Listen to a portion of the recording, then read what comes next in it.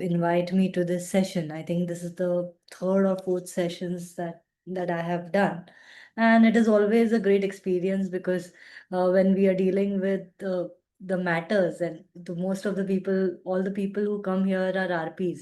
So the discussion that ensues gives a very wonderful understanding about what the law is in different the parts of India, and what is the perspective of the RPs and the lawyers and that interaction. So it's indeed a pleasure to be here, and good morning to all of you. So let me start with giving a brief background about how I propose to start this session. What I have done is I have just collected a few case laws which, according to me, are important. Rather, I will give a brief background of them. I've created a PPT. I'll be explaining these case laws in short initially so that we understand which are the sections that we are dealing with. Thereafter, we can go in depth in each of these case laws because there is one small proposition which we can understand, say, in half an hour's time regarding what this each of these case laws entail. And thereafter, we will go in depth in each of these case laws and try to understand that what is the thinking process. Because as we have seen, since IBC was enacted in 2016, the way the courts have moved, they have continuously evolved. And what initially was considered to be the understanding has changed over time. For instance, we always understood that 12A, if it is within the first 30 days, there should not be any problem in withdrawal of the matter, which is not true today.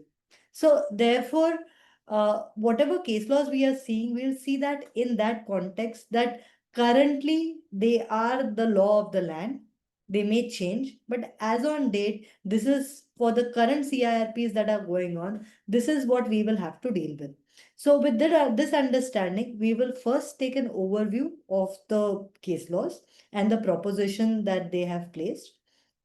Second, what we will do is, because understanding case law is going to be a part of everyone's life. Whoever is dealing in IBC, as we know, as the law evolves, we have to continuously read case laws. So I'm going to go through the PDF version of each case law, and we will try to understand each case law as to how to read and approach every case law. How do I go about understanding it? Because today, say for instance, I will deal with around 10 case laws. But tomorrow there is going to be another 10 case laws which will be uploaded on the IBBI website, ICSI, IIP website. So how do you understand these case laws? How do you appreciate it and keep updating? That I feel is more important because reading case laws tomorrow, the understanding and the proposition may change, right? So with this, this will be the three-tier approach that we will take. First, we will go through a PPT. We will understand the key case laws in the proposition. Number two, we will go through the case laws. And number three, along with that, we will not only understand these case laws and the IBC provisions that they are dealing with. Along with that, we will also see how to read and approach these case laws and how do the councils go about appreciating laws in general, the case laws in general. All right. So let us start. Can I share my screen? Yes.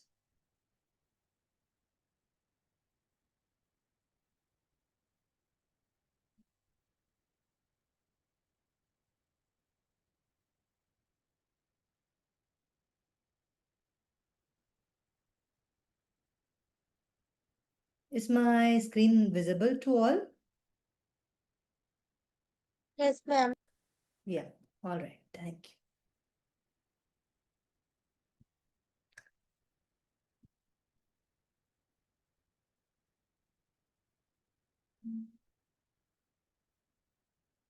Just 1 second. Just 1 second.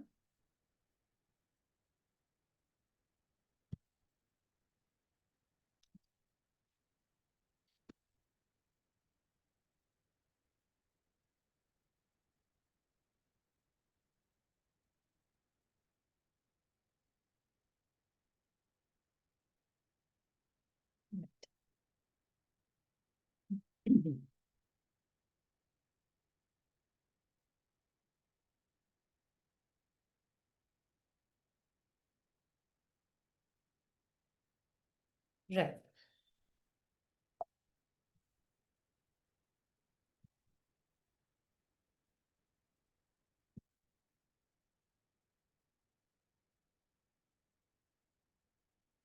So these are the set of case laws that we will be analyzing in this session. The first case law is Sincere Securities versus Chandrakant Khemka, passed in the year 2025. This is a Supreme Court case. Now, this case law, I'll get into the facts. This case law is about Section 41D. So it deals with moratorium, and specifically moratorium dealing with properties. So under Section 14(1)(d), once a CIRP is initiated, the properties of the company, the properties which are in possession of the companies, even if they belong to some other owner, they cannot be forcibly taken away during the CIRP process. So this was a case where the COC and the RP did not want these properties, and therefore they wanted to return this property. So whether they can return during CIRP and whether that moratorium bars any such return of the property, that was the question in this particular judgment. So the issues which were before the court were that whether Section 14(1)(d) prohibits owners from reclaiming property leased to the corporate debtor during CIRP, whether COC's commercial wisdom to surrender the properties can override the moratorium restrictions, and can NCLT and NCLAT interfere with the COC's decision on retention or lease or release of a leased property. So these were the three issues that the Supreme Court was dealing with. Now, in brief, what were the arguments which were raised by both the sides? The appellants said that the property was transferred to the appellants in February 2020. CD had occupied it only as a leave and license, and this also was terminated in 2020, and therefore he had sought return of the property under 14(1)(d). The COC had also, in a decision passed in the COC meeting, had decided that we don't want to retain this property. The respondents in this case mentioned that 14(1)(d) provides a moratorium. Therefore, you have to prohibit recovery of any property which is in possession of the corporate debtor during the CIRP, and the possession cannot be handed back.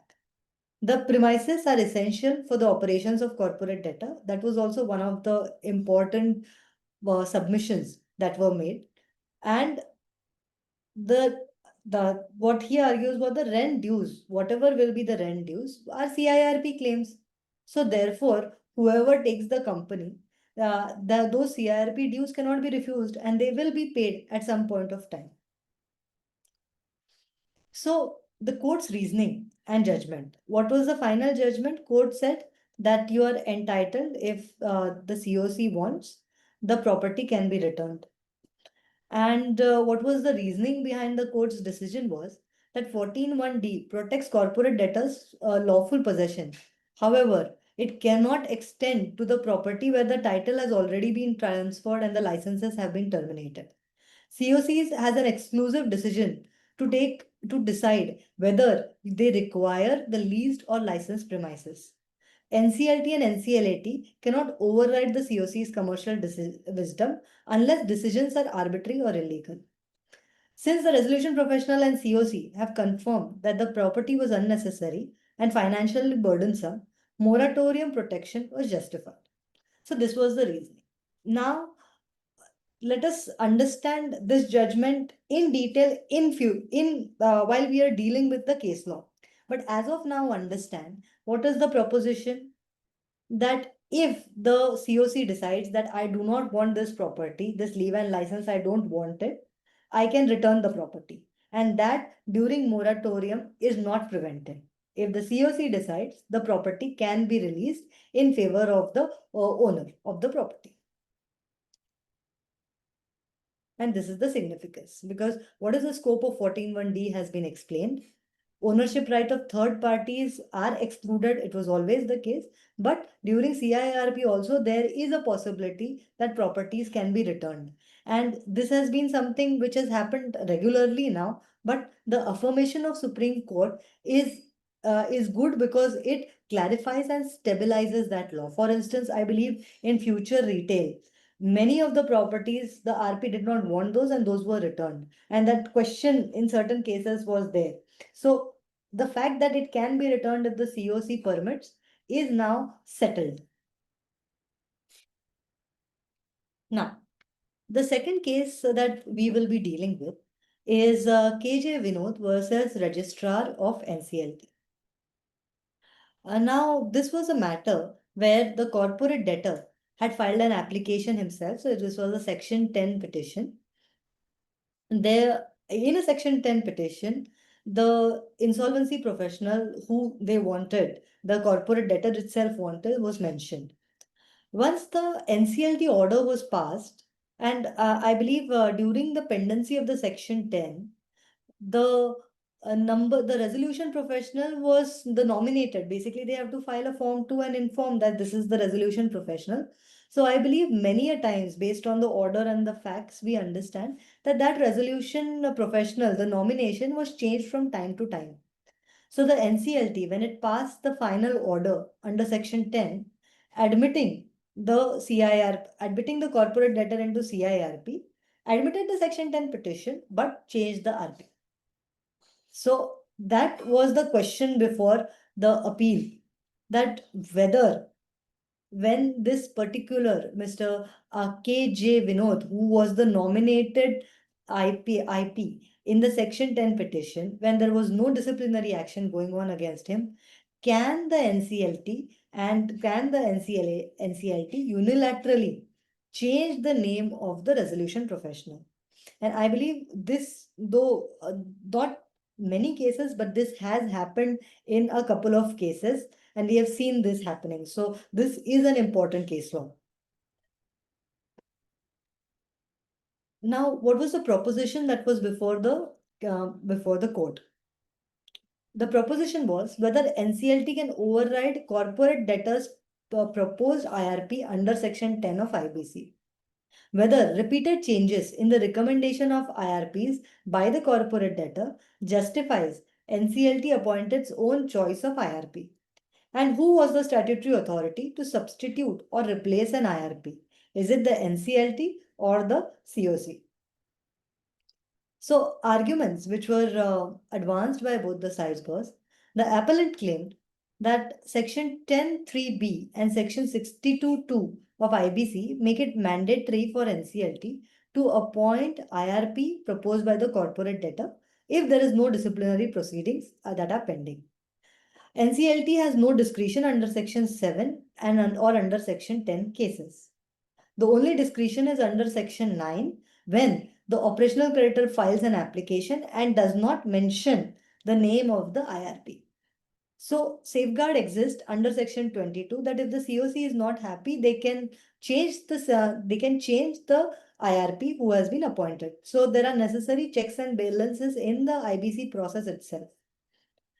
The respondents mentioned that IRP nominations were changed multiple times, and therefore there was inconsistency and there was confusion. To protect the shareholders' interest and to avoid manipulation, NCLT appointed an IRP from the IBBI panel. It pointed out that in the past cases, under Section 7, 9, 10, NCLT has occasionally deviated from the applicant's proposal. So this has happened in the past. This is what was mentioned by the respondents. So the court's reasoning, first let us understand what was the court order. They set aside this order of NCLT by which another IRP was appointed. And they mentioned that KJ Vinod, if there is no disciplinary action pending against him, he will be the IRP of the case because that has been the form which has been filed by the Section 10 applicant. And they clarified that NCLT can record concerns in its order, but only COC has the power to replace the IRP. Now, this is important. So, NCLT can place its opinion on record, but The decision whether to change this IRP or not will ultimately initially rest with the applicant and thereafter rest with the COC. So, what was the reasoning behind the court's order? They said that the statutory scheme is very clear and mandatory, that under sections 7 and 10, the IRP proposed by the applicant must be appointed unless there are disciplinary proceedings that are pending. NCLT has a discretion only in section 9 cases. Changing the recommendation by the corporate debtor is not a legal ground for NCLT to appoint its own IRP. Safeguards are already there under section 22. COC can confirm or replace IRP in the first meeting. Judicial interference with the process would undermine the balance intended by the IBC.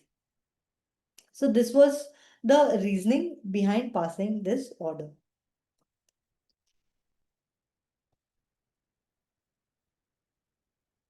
Now let us go to the next case. This is Amit Nehra versus Pavan Kumar Garg. Now here the debtor was a real estate developer. He was Puma Realtors Private Limited.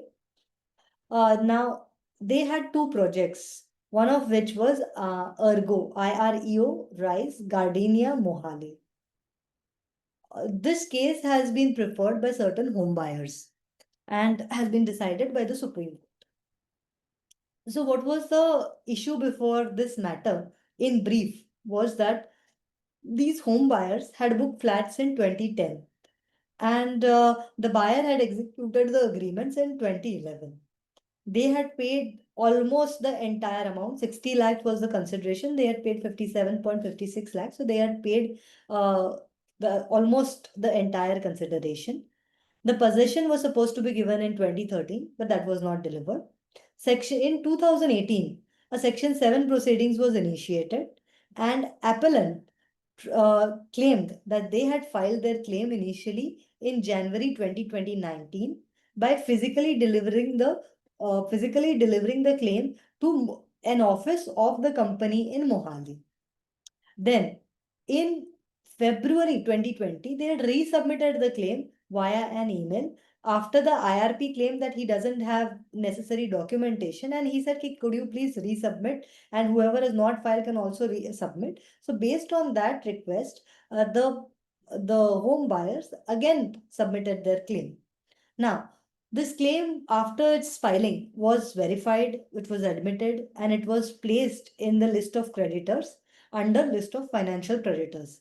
This was done in April 2020. Now, the resolution plan was approved, and resolution plan had multiple provisions as to how to deal with the claims of the home buyers. So section 18.4 had multiple Roman clauses in which clause is every home buyer to be considered under was mentioned. Now, these people, the set of home buyers who have come before the Supreme Court, they were placed in the category of 18.49. That is, they were said that whatever amount you have paid, we will give 50% refund. And this is what was challenged by these home buyers. Now, NCLT and NCLAT both held that appellants are entitled only to this refund as provided in this particular clause of the resolution plan, that is 18.49, 18.411, wherein it provides 50% refund. Against this decision, agreed by these decisions, all these home buyers came together and filed a case before the Supreme Court. Now, this is what the Supreme Court has in brief raised an issue. Whether home buyer whose claims are verified and admitted, are they entitled to possession of the flat or only refund? Because the resolution plan provided for possession of the flat also, and it provided for refund also. And those who is entitled to what was mentioned in the resolution plan. Whether clause 18.411 of the resolution plan, that is 50% refund for belated claim, applies to the appellant.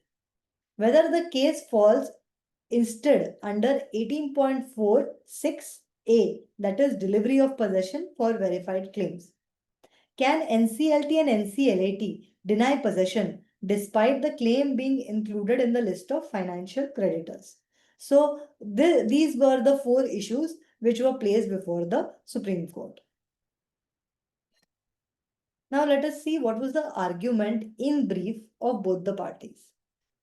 Now, argument was that almost entire consideration has been paid, so they have a vested right to the apartment.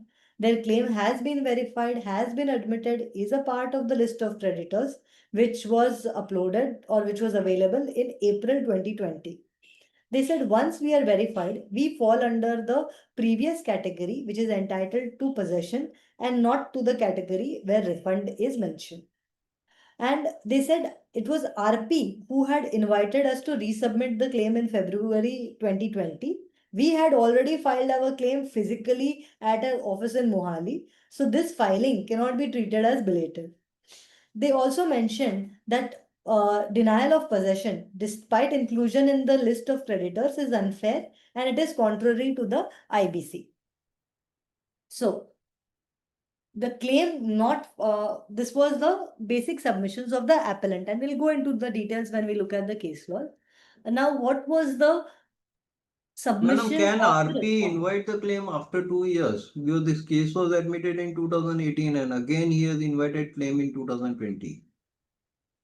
See, this issue has not been dealt with at that time, but this was old case before all these new judgments came in. So currently, if you ask me, he cannot. After the resolution plan is approved by the COC, he could not have asked for any claims. But in this particular case, nobody has raised that particular issue.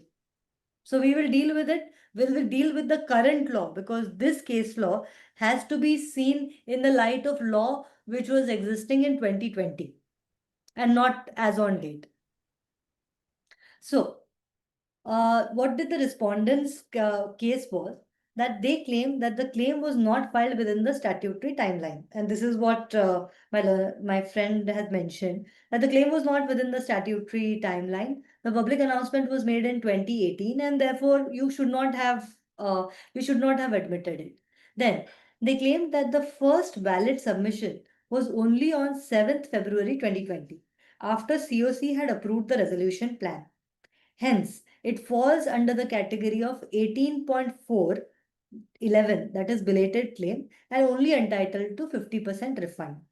Then, physical filing is in January 2019 at the project office, and that is not valid because that is not the notified address. Late claims cannot be disturbed, a resolution plan that has already attained finality. So this was also their case, that resolution plan had already been approved and your claim was late. This was the reasoning of the court. Firstly, let's see what was the order of the court. So this was a case where NCLT and CLAT decided against it. Supreme Court ordered in favor of the home buyers. Appellants are governed, they said, by the clause that provide for possession of allotted flats, and therefore they are verified home buyers. So, in the list of creditors who all are verified, there cannot be two different ways in which you can treat the home buyers based on whether they are delayedly filed or not delayedly filed, especially when their name is mentioned in the list of creditors. Then, what was the court's reasoning was home buyer has paid substantial consideration. They are genuine allottees. The claim was verified, admitted, and included as a list of creditors.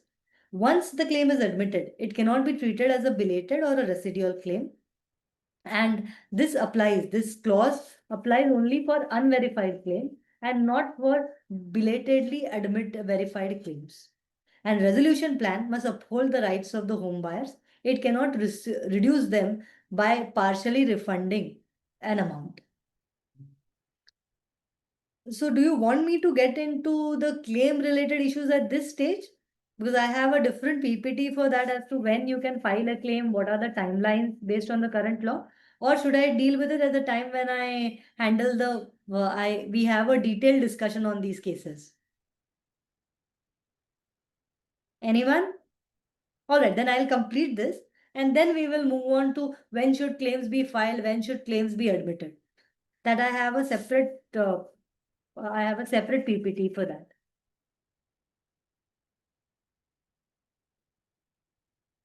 This is a very interesting case law because, as we know, the PG law, the law on corporate insolvency processes has evolved to a great extent. But the law on personal guarantors is evolving because many of the personal guarantors matters have just started. So they are at the NCLT NCLAT stage. Nothing has reached the Supreme Court yet except the first decision where they said that personal guarantor provisions are valid and constitutional. Apart from that, many of these issues regarding personal guarantors are still, this law will evolve over time. Now we have started getting, like for the last 2 to 3 years, we started getting orders from the NCLAT. Let us see how the matters proceed and what are the ultimate findings and propositions which are laid down by the Supreme Court.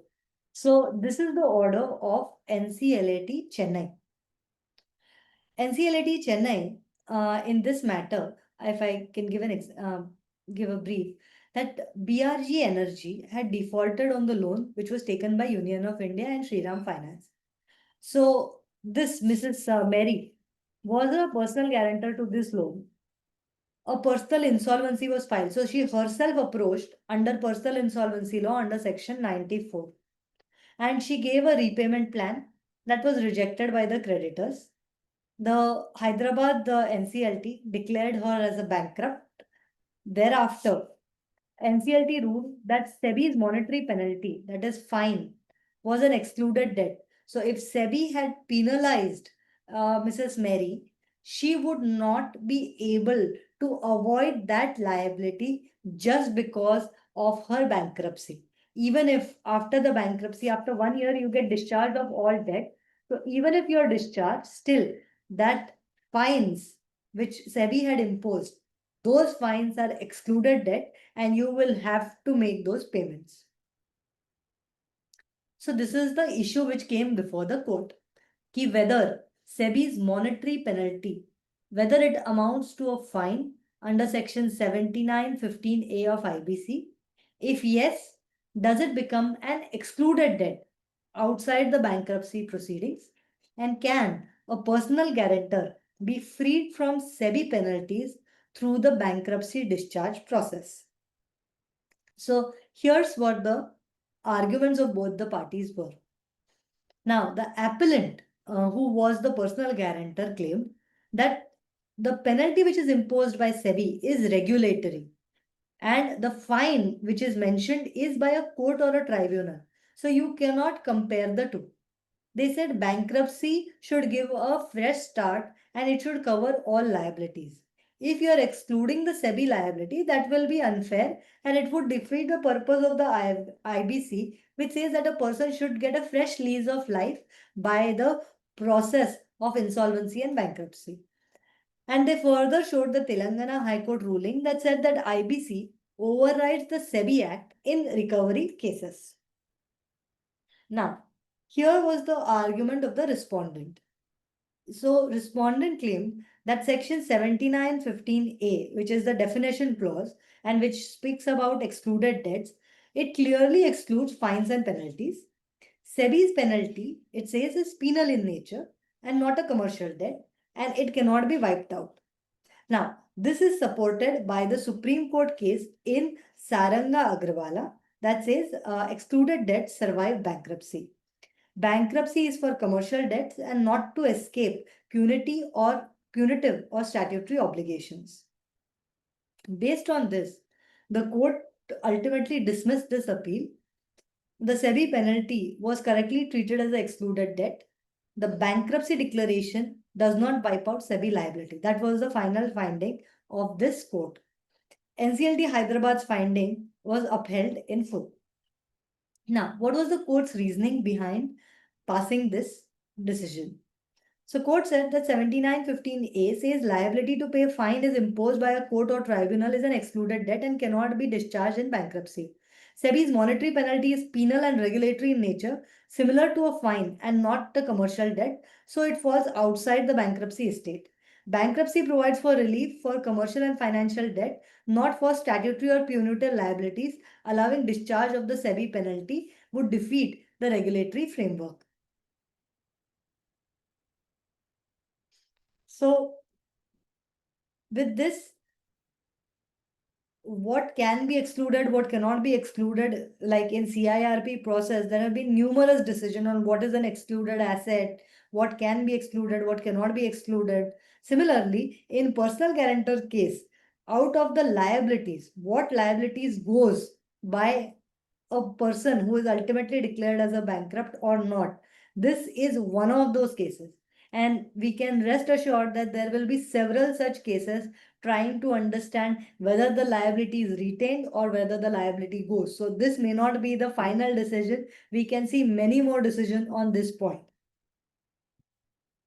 Now, this is the case, I think, that shook the entire India and the entire industry. That was the JSW Steel versus Bhushan Power, the Bhushan Power and Steel Resolution Plan.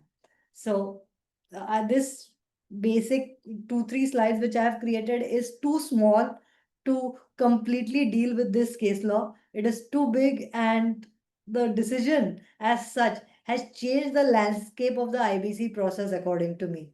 And the implications of this will be seen for the next coming, I think, multiple a year or so, until the law is finally clarified once again, or the review petition, or if in future, if curative petition is filed, that changes or clarifies things a bit. So as of now, this is what is the case law and the decision. So Bhushan Power and Steel was one of the dirty dozen companies. They had, based on the RBI's directions, cases were filed. This case was initiated by PNB, wherein in 2017, NCLT admitted the insolvency proceedings against Bhushan Power and Steel. Claims around 47,000 crores from the financial creditor and from operational creditors were sought. Multiple resolution plans were, because this was a good company, several people had come forward to give resolution plan. Among the forefront was JSW Steel, Tata Steel, Liberty House. NCLT approved the JSW's plan, and this approval or favoritism towards JSW was originally challenged by Tata Steel and Liberty House. That why are they getting certain advantages or liberties or priorities? But finally, NCLT approved the plan, and all the objections with respect to the NCLT resolution plan were rejected. Now, in 2019, the NCLT approved the JSW plan. And it was in 2019 October, that is 1 month after the NCLT approval, that Enforcement Directorate under PMLA attached all the assets of BPSL. So the attachment of ED, the provisional attachment, took place in October 2019. This matter traveled to NCLAT. NCLAT approved the resolution plan. However, there were certain modifications to the resolution plan which were approved by NCLAT. Now, from 2020 to 2024, there were multiple appeals which were filed in the Supreme Court. This matter was pending in the Supreme Court between this period. And one development in the Supreme Court in 2024 was that Enforcement Directorate withdrew the case which they had filed against BPSL. So the attachment was lifted in and around 2024. And this final verdict, which shook the entire industry, and at least the industry that keeps a keen eye on IBC, was passed in 2025. So, what were the issues which were there before the Supreme Court? The first issue which was there before the Supreme Court was NCLAT justified in modifying the resolution plan that was approved by the COC and NCLT? Are the appeals by the ex-promoters and operational creditors maintainable after the plan approval? Can ED attachment of asset under PMLA, despite an IBC Section 32A protecting the resolution applicant, be allowed? Should government and statutory dues like taxes, royalties have priority in the resolution plan? To what extent can courts and tribunals interfere with the COC's commercial wisdom under the IBC? Now, this were the this arguments. I'm just giving an overview. We will go into the detailed arguments which were made by each side. But just to give you a perspective, there were what was the case of the appellant? So appellants were multiple. There were some operational creditors, some state government, electricity, Odisha, an authority in Odisha was with respect to the electricity dues. So these are just some of the issues which were raised by the appellant. So one issue was that the plan is defective. So NCLAT has wrongly modified the COC approved plan. JSW's plan is unfair to some creditors.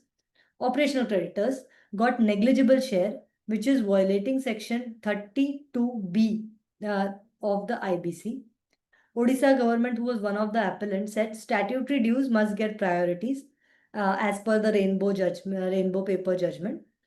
Ex-promoters claim that they have a right to be heard despite the insolvency. ED's issue was with respect to assets attached under PMLA cannot be released to JSW and IBC cannot override PMLA. But this issue was answered in 2024 itself.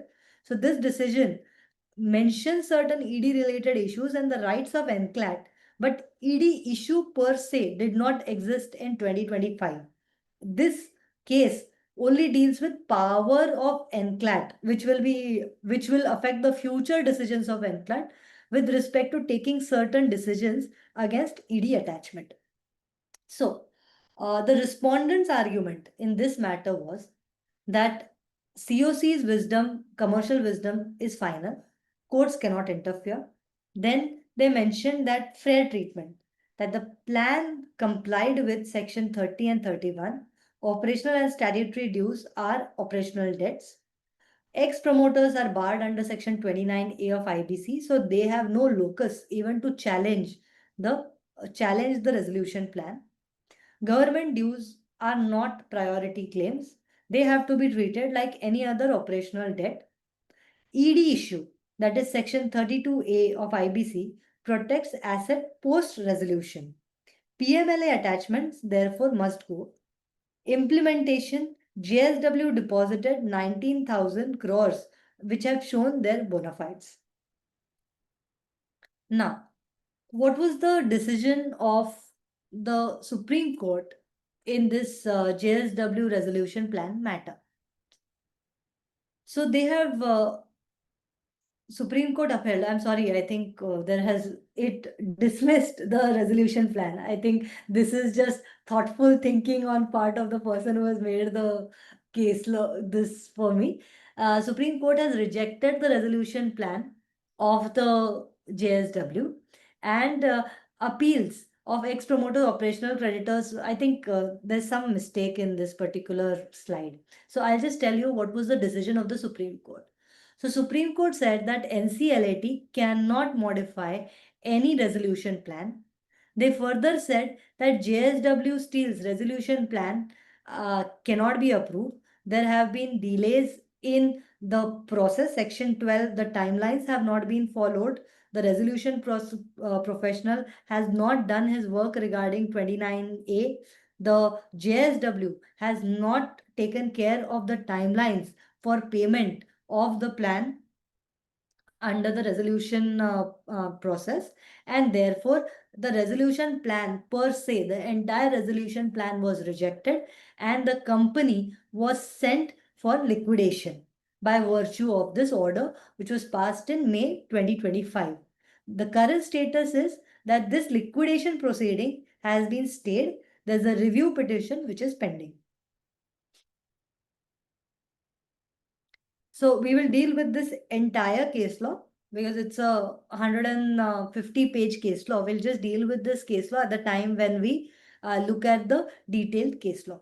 Now moving on, Global Credit Capital versus SAC Marketing Private Limited.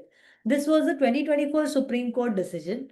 But I feel that the reason why these are being taken up is they continue to be important.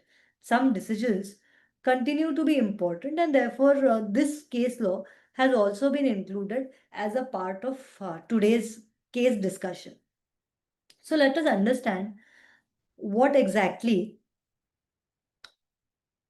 is the facts of this case. So, corporate debtor is Mount Shivalik Industries Private Limited. There were two agreements in this matter. This SAC marketing had appointed sales promoters. Every agreement to appoint a sale promoter, the agreement required that as a precondition to appointing you as a sales promoter, you will have to give us a security deposit. Now, as per the very same agreement, this agreement stated that you will give a deposit. A total of different deposits came to around 1.5 crore. Those deposits, every deposit, 21% interest will be paid by the corporate debtor.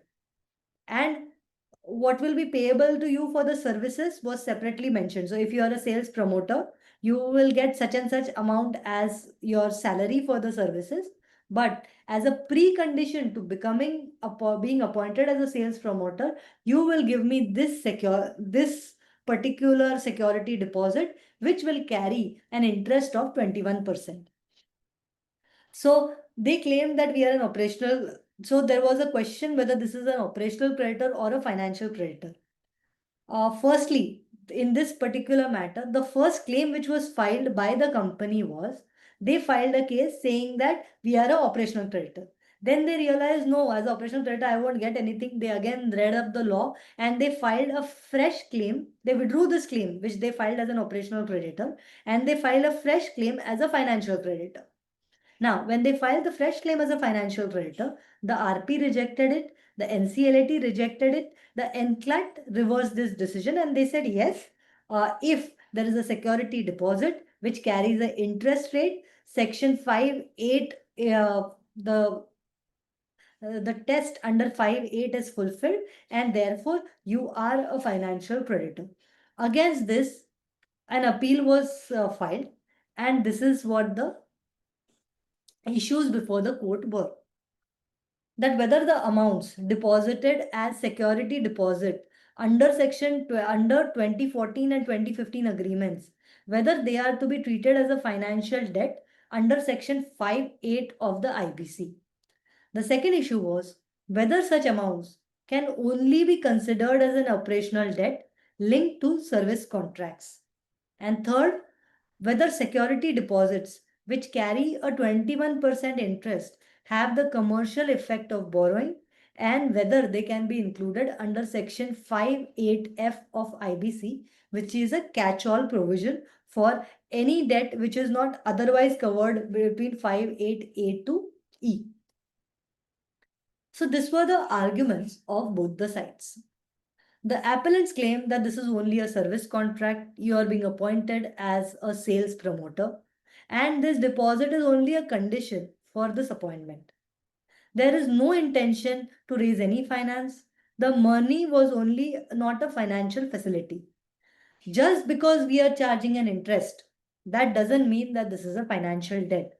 For instance, even invoices have an interest clause. That doesn't make them a financial debt, and therefore, this security deposit was only a condition precedent for the appointment, and this was not a money which was advanced as a finance. Now, what were the submissions of the respondents? The respondents claim that these were deposits. It was a security deposit. There was a 21% interest. So there was a time value of money. There is no foreclosure clause. Say, for instance, if the sales promoter does not do his work, there's no clause for forfeiture of this amount. So this has to be treated as a loan or advance in the accounts. They said that these agreements was only a facade, and it was a facade and a device to raise finance, and therefore they are financial debt. And they said the so-called service agreements was merely a device and they are not genuine contracts for services. And that's why, if you see, they showed that what was the actual amount which was placed as a sales promoter was only 4,000 per month for the services. And the actual amount which was required to be deposited against that was, which was a condition precedent, was 53 lakhs and 21% interest. So this is what the Supreme Court finally held. They upheld the NCLAT's ruling and held, yes, the security deposit in the facts of this case, considering the agreements and the background of this case, is a financial debt. This claim has to be admitted as a financial debt, and therefore the CIRP was proceeded and the NCLAT's ruling was upheld. Now, what was the court ruling? That a debt under IBC must arise from a valid claim. Operational creditor only applies when whatever you are claiming has a nexus to the goods and services. Here, out of the agreement, only 4,000 per month is related to the services. Rest, the deposits are not related to the services. Security deposit has no link to the services. They were repayable with full interest. The payment of interest is the time value of money, which is contemplated under Section 5(8). The corporate debtor's own account shows that deposits are loans/liabilities. Therefore, the deposit have a commercial effect of borrowing and they do qualify as a financial debt.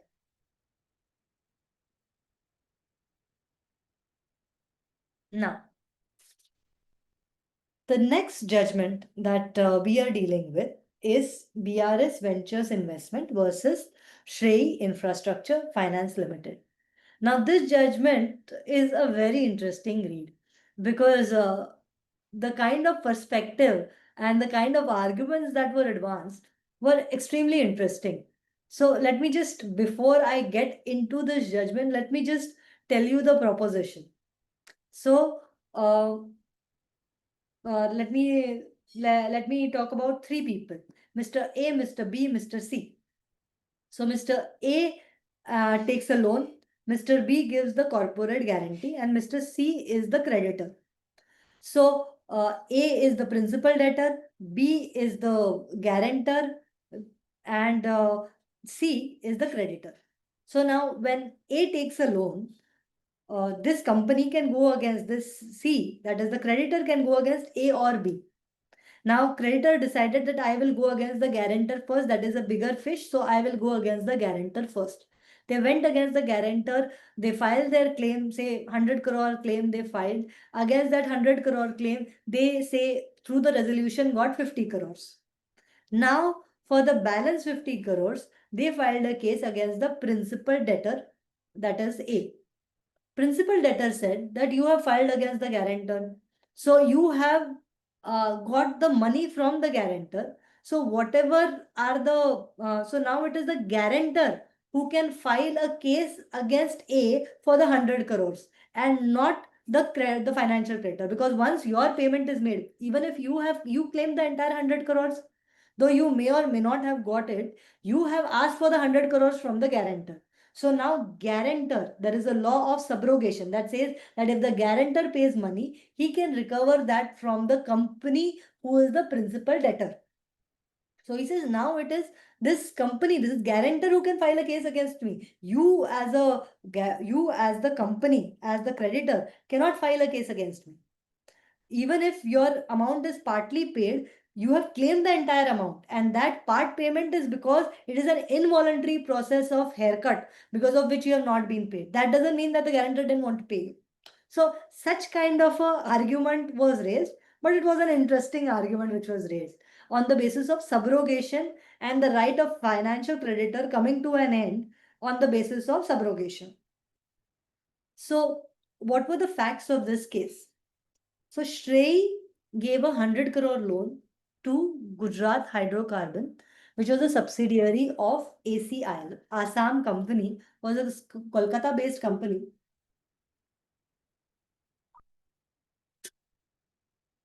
And they had a subsidiary. Just give me a minute.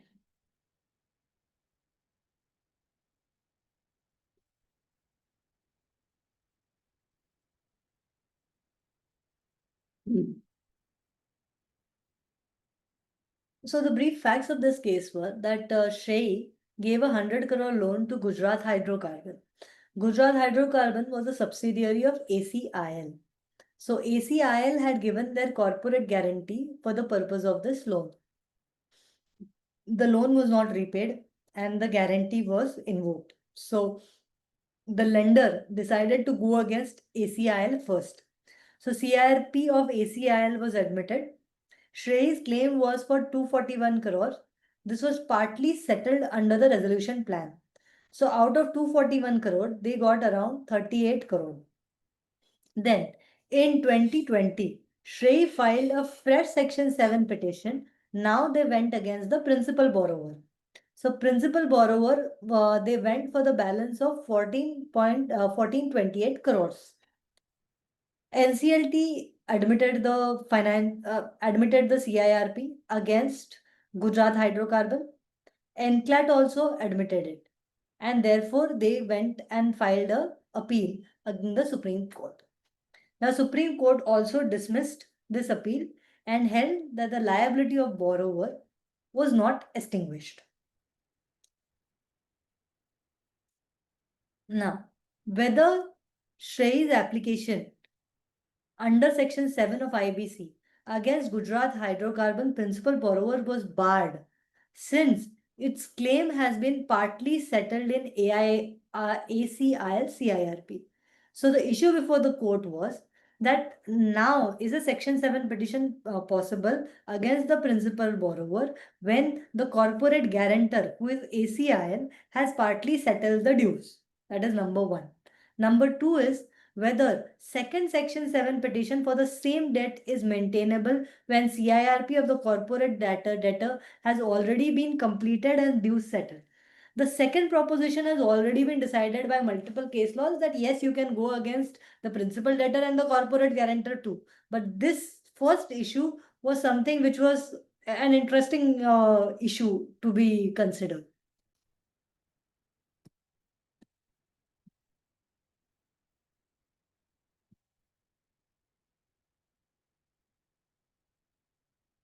Now, this is what were the arguments of both the sides. The appellant claimed that ACIL CIRP, that is SERI's claim, was 38 crore. That was a full and final settlement given. So they had accepted 38 crores against their entire liability. By virtue of the settlement, Section 140 of the Contract Act that deals with subrogation applies. So that means after the payment of the 38 crore, it is the ACIL which steps into the shoes of the creditor. So, Shrey is now stopped from filing a fresh Section 7 petition against Gujarat Hydrocarbon. And once dues are discharged in the guarantor CIRP, principal borrower cannot be proceeded against the same debt. This is what the respondents had to say and counter. That liability of the principal borrower is coextensive and independent, separate from the guarantor's liability. Just because you have settled again with the guarantor, that does not distinguish the borrower's liability. Only partial recovery was made in ACIL plan, balance still due from Gujarat Hydrocarbon. IBC permits simultaneously and separate proceeding against the borrower and guarantor. Assets of Gujarat Hydrocarbon not part of the ACIL resolution plan. So even if it is a subsidiary, Gujarat Hydrocarbon was a subsidiary of ACIL, but still in ACIL's resolution plan, the assets of Gujarat Hydrocarbon were not a part of that resolution plan, and therefore they are separate assets. We can move a separate Section 7. Now, this were the finding. Supreme Court said nothing doing. We are the whatever has been admitted, the Section 7 which has been admitted against the borrower has been validly admitted. Then SERI can proceed against Gujarat Hydrocarbon for the balance dues. So if they have recovered certain funds from the corporate guarantor, apart from that, for the rest of the funds, they can approach the corporate debtor. An appeal by BRS Ventures were accordingly dismissed. What was the court's reasoning? That borrowers and guarantors' liabilities are independent. Settlement in guarantors CIRP does not wipe out the borrower's liability. Payment of 38.87 crore was only partial, balance recoverable. IBC allows separate proceedings against the borrowers and guarantors. Subrogation not available since guarantor didn't clear full debt. Now, this was this was the decision where, again, the fact that you can go simultaneously against the borrower and the corporate guarantor was further fortified. Now, the it case which we will deal with is SBI filed a case against India Power Corporation. And to tell you frankly, the point was small, but there has been such a detailed analysis that I will give you certain important takeaways from this order. It may not be regarding the law point, but really about how to deal with IBC matters in future. So let me give you a brief factual background of this matter. So SBI filed a Section 7 petition against India Power Corporation. This NCLT rejected the petition on 30th October on the ground of maintainability. SBI challenged it in an appeal. Now, in the appeal, there was a 3-day delay for filing it. As you know, within 45 days, 45 days is the maximum time. If you don't file it within 30 days, you get an additional 15-day period. So they filed it on the 33rd day. SBI argued that limitation should run from the date of receiving the free certified copy of the order. On 1st May, NCLT delivered a split verdict. So there was a judicial member who held that there are two types of copies. Free copy, which NCLT gives every party to the petition. There is a copy which you can pay and get the a certified copy of the order. You can pay for the certified copy and you can get an order. So technical member held free copy is valid and the delay is condonable. I'll get into the specifics of this case when we go to the actual case law. There was a third member who agreed with the judicial member, and please understand that this petition was filed on the 33rd day but was still dismissed, and the period of 3-day delay in filing the appeal was rejected. Now, let's go to the issues before the court. The issues before the court, and this was a decision of Justice Chandrachud, that whether a free certified copy which was sent by the NCLT registry under Rule 50 of NCLT rules can be treated as a valid certified copy for the purpose of filing an appeal under Rule 22(2) of NCLAT rules. Whether delay of 3 days in filing the SBI appeal could be condoned, considering that appeal was within the condonable period of 15-day extension allowed under 16(1) of IBC. Whether NCLAT was correct in dismissing the appeal as it is time barred despite SBI relying on a free certified copy. Now, these were the arguments of both the sides. Free certified copy received on 14th November should be treated as a valid certified copy under Rule 50, and therefore the time starts from there. That was one of the submissions, but that submission is already contrary to certain decisions which had passed in the which have been passed in the past. Appeal filed on 2nd December 2023 was only 3 days of delay within 15 days condonable limit. There is no difference between a free copy and a paid certified copy. Both of them serve the same purpose. Sufficient cause was shown, hence delay ought to have been condoned. Under Rule 22(2) of the NCLAT rules, appeal must be accompanied by a certified copy applied for and obtained by the appellant. Free copy sent by the registry cannot replace this mandatory requirement. SEBI failed to apply for a certified copy, hence limitation must be calculated from the date of NCLT order and not from the receipt of the free copy. Therefore, NCLT correctly dismissed the appeal as time barred. What did the Supreme Court say? It was a 3-day delay. So technically it should have been allowed by NCLAT itself, but finally it went to the Supreme Court, and Supreme Court allowed the 3-day delay in filing the appeal because it was within the condonable period. The SBI's appeal was restored in NCLAT on merits. Now, let us see what was the court's reasoning. And this is a detailed order. It is not a one-page order. It's a detailed order.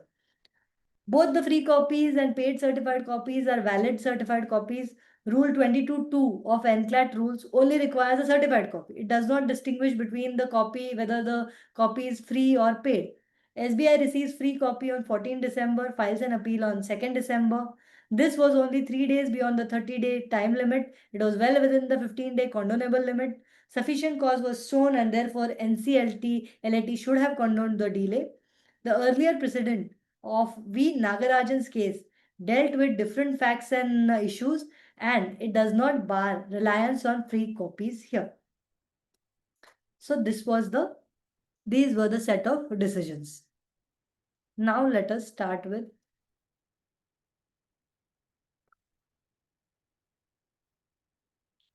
the first issue. I'll just take a 5-minute break and then I'll come back.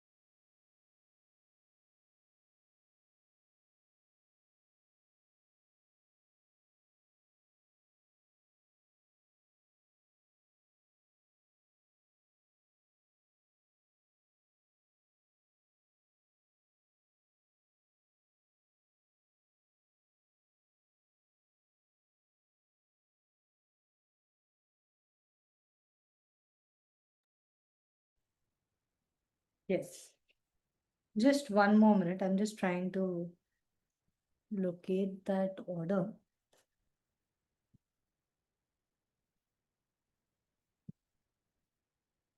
In the meantime, I understand somebody, Miss Pratibha Khandelwal, she was the RP in Mount Shimalik Industries. So one of the case laws, I believe she will be able to give us an insider's perspective into that.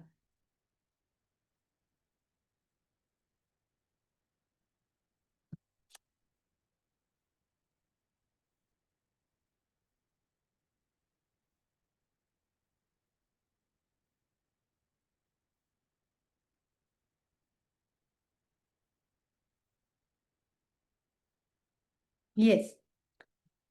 So let us start with, I'll share my screen, and right now I'm going to be shuffling between multiple files. So participant at a time. Are you all able to hear me? Should we start? Yes, ma'am. Yes. So let us first deal with this case laws. Sincere Securities Private Limited versus Chandrakant Khemka. Now this is a case under section 14(1)(d). Let us first go to for section 14(1)(d) of the IBC.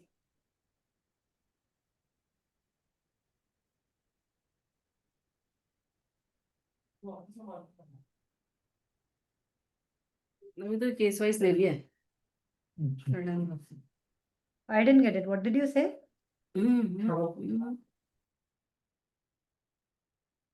Just 1 second. I just. Yeah, thanks.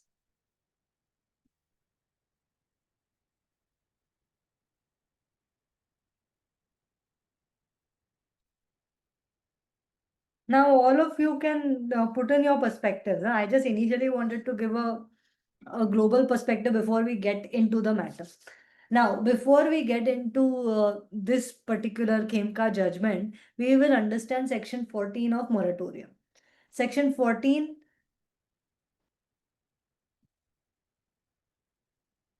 subclause D. Subject to the provisions of section 2, subsection 2 and 3 on the insolvency commencement date, adjudicating authority shall by order declare moratorium for prohibiting all of the following, namely, action to foreclose, recover, or enforce any security interest created by the corporate debtor in respect of any property, including any action under SARFACI Act, and recovery of any property by the owner or leaser where such property is occupied by or in possession of the corporate debtor. So section D claims that if the corporate debtor in possession of a property, then the owner or leaser, even if corporate debtor is rightfully, wrongfully, it is in possession of the property, you cannot recover the property. The owner on the lesser cannot recover the property if it is occupied by or in the possession of the corporate debtor. This was the law regarding moratorium, section 14(1)(d). Now, with respect to this, for the purpose of this section, there is a clarification. It is hereby clarified that notwithstanding anything contained in the law for time being in force, a license, permit, registration, concession, clearance, similar grant given by the state government, local authority, sectoral or any other authority constituted under any other law for time being in force shall not be suspended, terminated on the ground of insolvency, subject to the condition there is no default in the payment of current dues for the use or continuation of the license, permit, registration, quota, clearance, or other similar grant or right during the moratorium. And clause 2 says supply of essential goods and services to corporate debtor as may be specified shall not be terminated or suspended or interrupted during the moratorium period. So let us go back to the judgment. Just 1 second.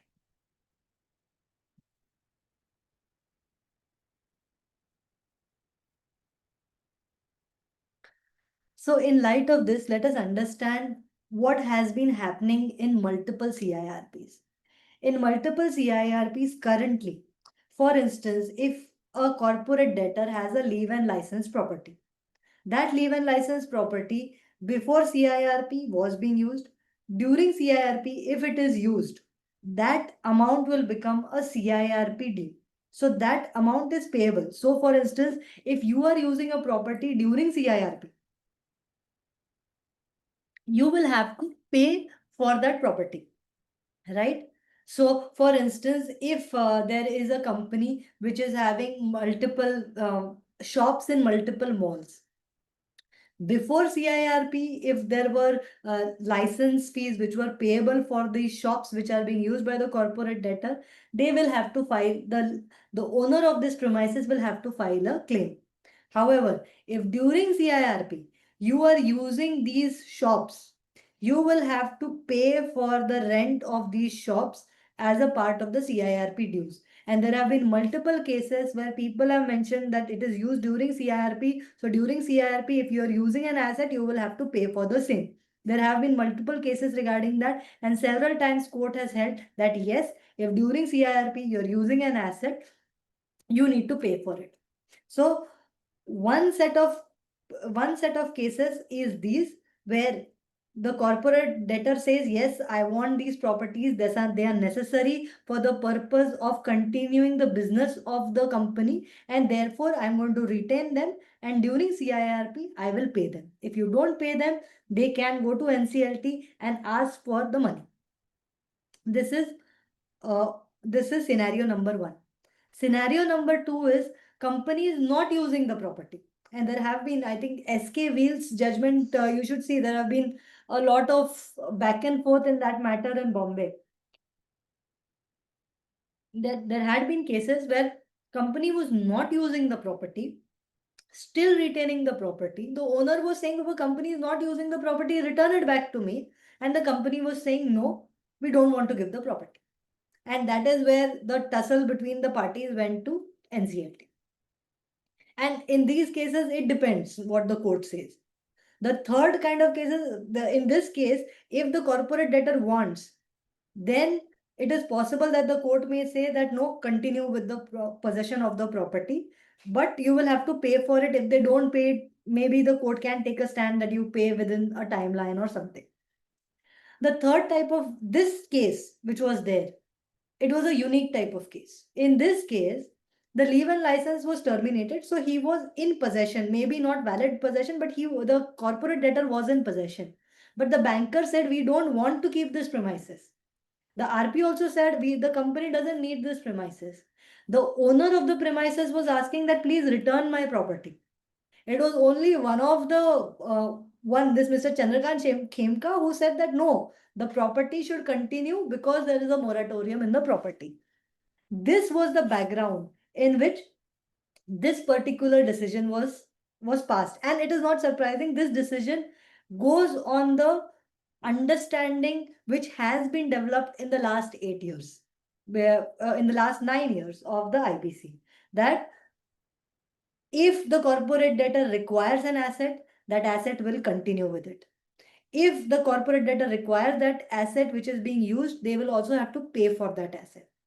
If the COC decides we don't want this asset, the company does not require this asset, COC can pass a decision returning the asset. So this law, what has been mentioned by the Supreme Court, is as per the understanding which is developed by NCLT and NCLAT in multiple matters. Now let us see what was the exact issue. So in this case, if this was a case where only the owner had filed a case, like let's look at a scenario where only the owner filed a case and said, I want the return of my property, and COC and RP had kept quiet about it, then the owner would never have been able to get the possession. But here, because as the banker was also, the COC was also willing to return the property, that's why this case has been decided in favor of the owner and the COC. So let's look at what were the facts of this case.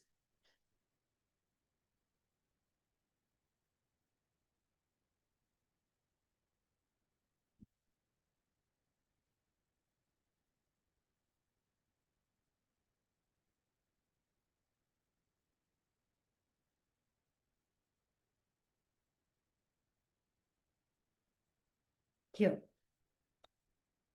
Here is why this decision was passed.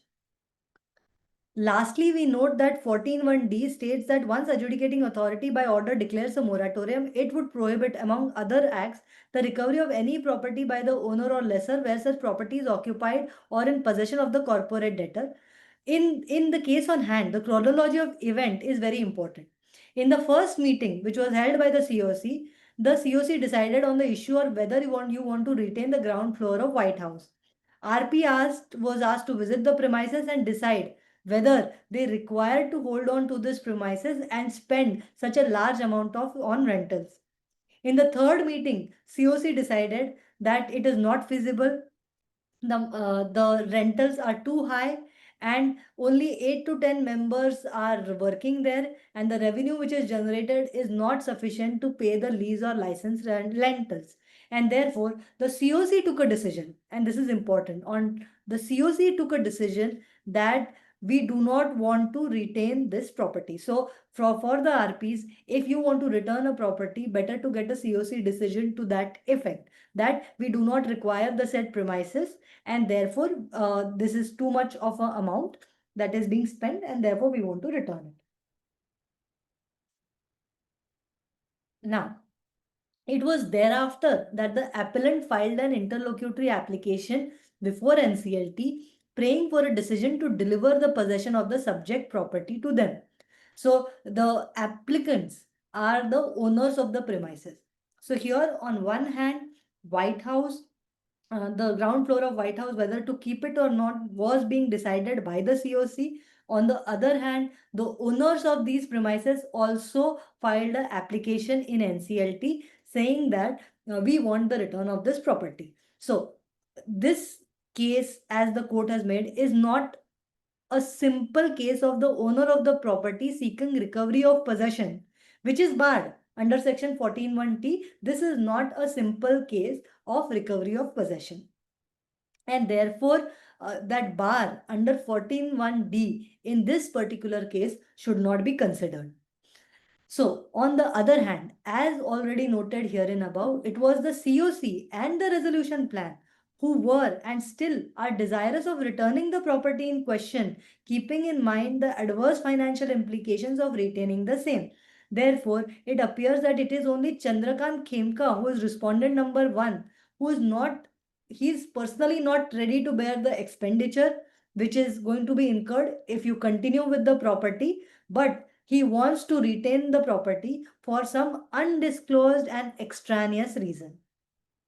This was therefore not a situation which would warrant a remand of the matter in the context of 14(1)(d) of the order which is passed by the NCLAT is accordingly set aside, and the order dated 7th-8/2023 of the Kolkata NCLT is restored, and the RP was allowed to return the property. So this is the long and short of this particular order. Any questions on this, on moratorium?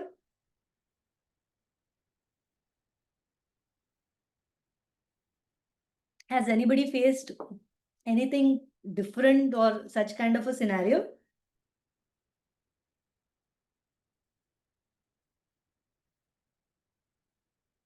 Praveenji, any interesting?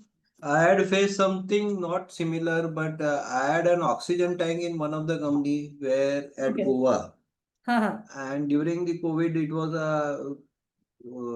there was a huge shortage of oxygen storage at Goa, and there were death also. So I thought, okay, I have a company which is closed down and I can lend that oxygen tank to the government hospital. But then it didn't materialize. Okay, okay. We COC took did the not. COC also did not support, and promoter was supporting me, and the I was also thought okay, it is a life and death matter. So we had two oxygen big tank in the steel plant, which were lying unutilized for almost 5 years. I said we should Okay. lend it to the government hospital and they will return it to us. But that didn't materialize. Okay. While you were discussing this, I was just thinking of that same thing, Yeah, this we could have done it in the national interest with no consideration, no commercial consideration. It was just give and take back. Then ultimately the company went into liquidation and everything is over now. So they could have been better utilized. It could have been at least some help too during the COVID, and there was number of deaths during second COVID wave at Goa, especially due to the shortage of oxygen tank. My goodness. Okay. Okay. Had COC supported, it would have been easier, but It would have COC been also is easier. afraid to take such kind of a bold steps. Yes. I think this White House was a very expensive premises. That's why they've asked to return it. Yes, yes. Because otherwise, the amount which would be payable to the bankers would reduce. I think that Sometimes was the COC take the decision, they keep the premises, but if the premises from the promoters, they don't pay the rent. So that is very awkward situation. that's true. And promoters are considered on a different footing. Cases against promoters, even Huh, in the but regular law. commercial things, see, if you are keeping the premises, you should pay the rent. You know, it's insolvency is separate thing. Second thing, number of societies in the Bombay, you know, where during CRP the maintenance and society charges are not paid. So that is also a big issue for the society. Correct, but society has to go and But file an then it application with is, NCLT yeah, now. the society is not geared up for that. On the other hand, when we handle the CRP, the bank doesn't pay the society maintenance. So that is also a big issue. That's true. So, Thanks, madam, for giving me an opportunity. that's always my pleasure to hear from all of you. Thank you, Pravinji. So, now let us move on to the second case.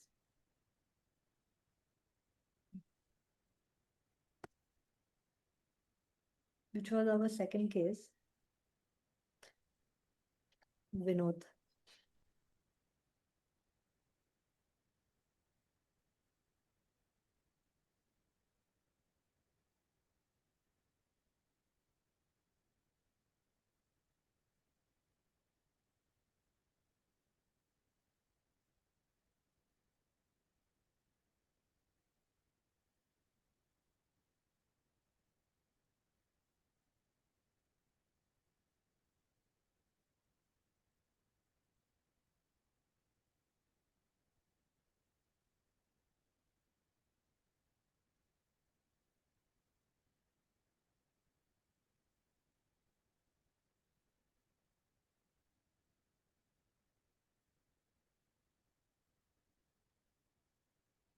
Yes.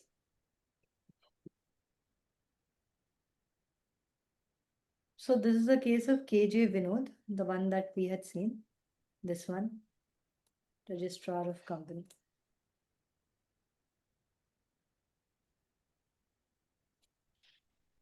This is the case under Section 10, wherein a decision was passed that you have to comply with. Now, before we get into this, let us understand that Section 10 petitions today, when they are filed, we have seen, like in my experience, they are taking a lot of time for such kind of Section 10 petitions to be admitted. And the basic reason is there's a lot of apprehension regarding why a corporate debtor is himself coming and filing a case. I think Goer was one of the only cases where Section 10 was filed and was decided within record time. But otherwise, Section 10, I have seen that there is reluctance of the courts in admitting a Section 10 petition for obvious reasons, because many people, many of the judges feel that there is more than meets the eye. This particular Section 10 has been initiated with an ulterior motive, or for avoiding certain liabilities, or for closing certain liabilities. So therefore, Section 10, certain strange orders at times can get passed in Section 10, and this is one such order. That where a Section 10 was filed, they said, all right, I'm allowing the Section 10 CIRP starts, but your IRP can't be the one whom you have chosen. Or maybe they felt that that was because you may not accept the correct kind of claims, you may reject the wrong kind of the real creditors and accept some wrong creditors who have just been created by the company. So we don't know what was the understanding of the NCLT behind changing the IRP. But the fact is there that IRP who was nominated was not allowed in this particular case. So now the question came up that can the court do so? Let us look at the law. The law is extremely clear on this.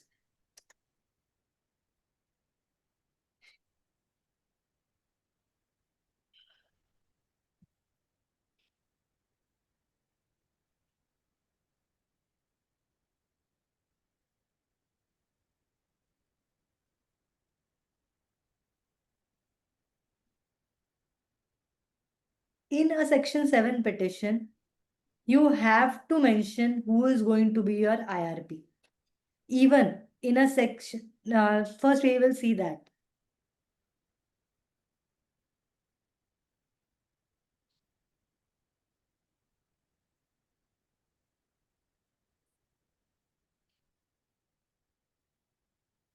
Just 1 second. We'll directly deal with section.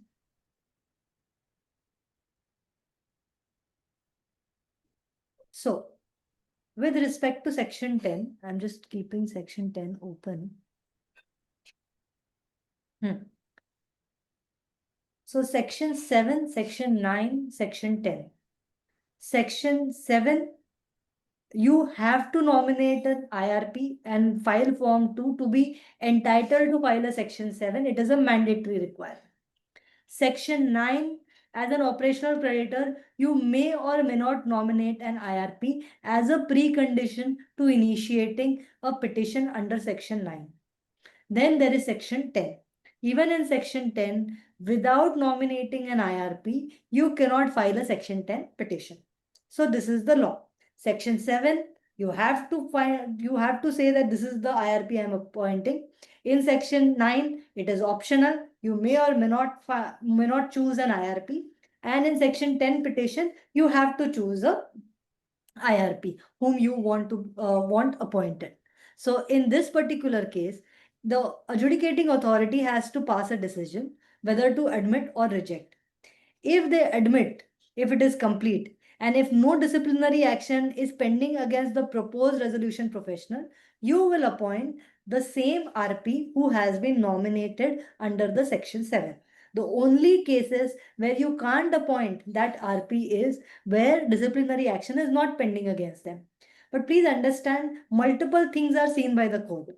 They not just see whether disciplinary action is not pending. Today, they say we want the registration certificate. We will see whether the AFA is valid.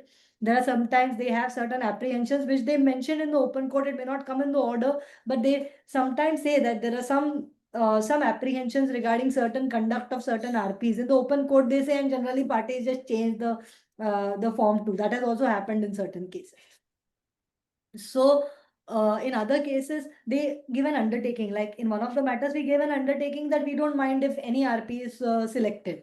So these kind of, because it was a group insolvency, multiple companies were going in this. So they said that it would be better if you appoint the same RP who was the RP of this other company.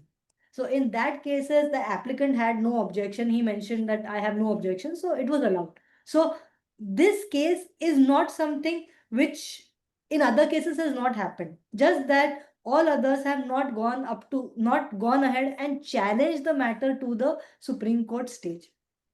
So the fact that IRP was changed or some suggestion came from the court and the IRP was changed, that has happened in the past. I've seen it happening there. But somebody taking it all the way to Supreme Court is something which is the first of the kind. And that's why this decision is very important, because it clarifies the law regarding who can be the IRP. And IRP, even if they say he's just an IRP till the COC is constituted, is a very important position, because IRP will decide which claims to accept. IRP will decide which claims to reject. IRP will decide to what extent claims are admitted. And to challenge that, you will have to cross the hurdle of filing it in NCLT. Say, for instance, you are a COC, you are a financial creditor. They say you are not a financial creditor, claim rejected.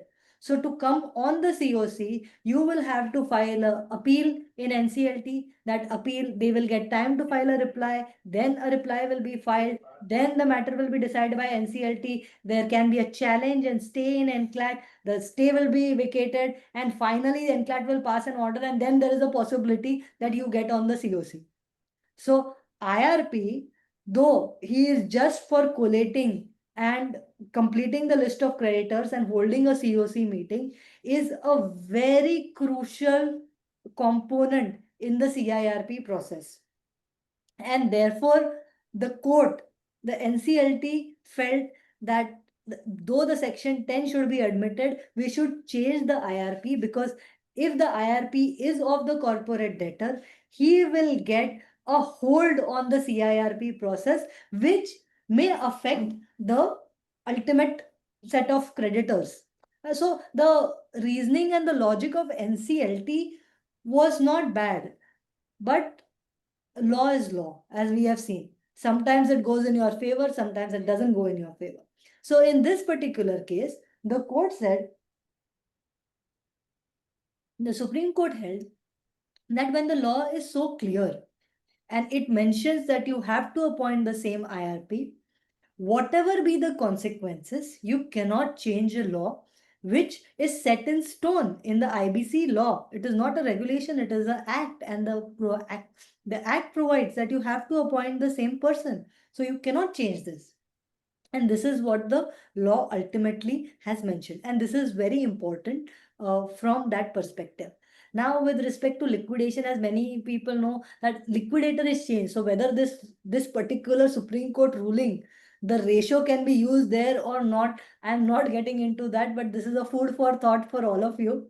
That when resolution plans do not come or they fail, the CIRP process fails, uh, liquidation process starts, and NCLT generally chooses its liquidator.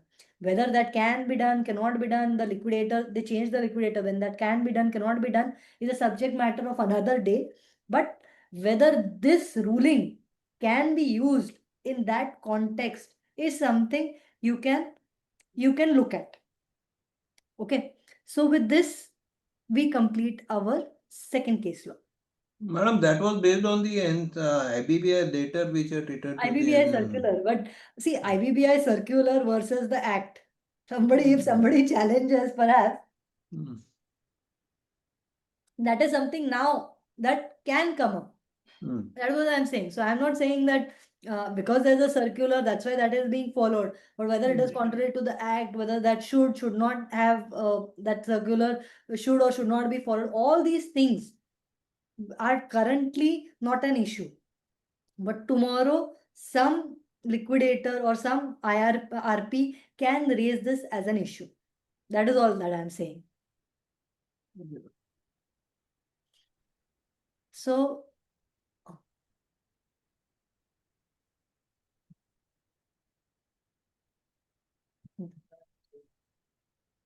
this is the second case.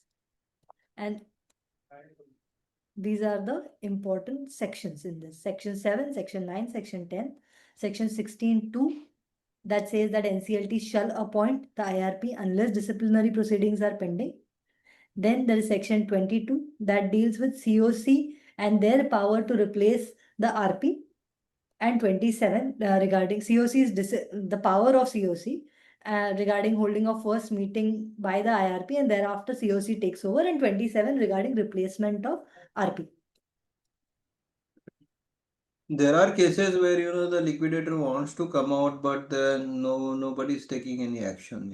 It's a now see here we will go into The cases only, but there are Correct. situations where yesterday in our WhatsApp group, one of the very senior RP liquidator, he said, I want to come out of, but then last 1 year nobody's taking any action and he is forced to continue.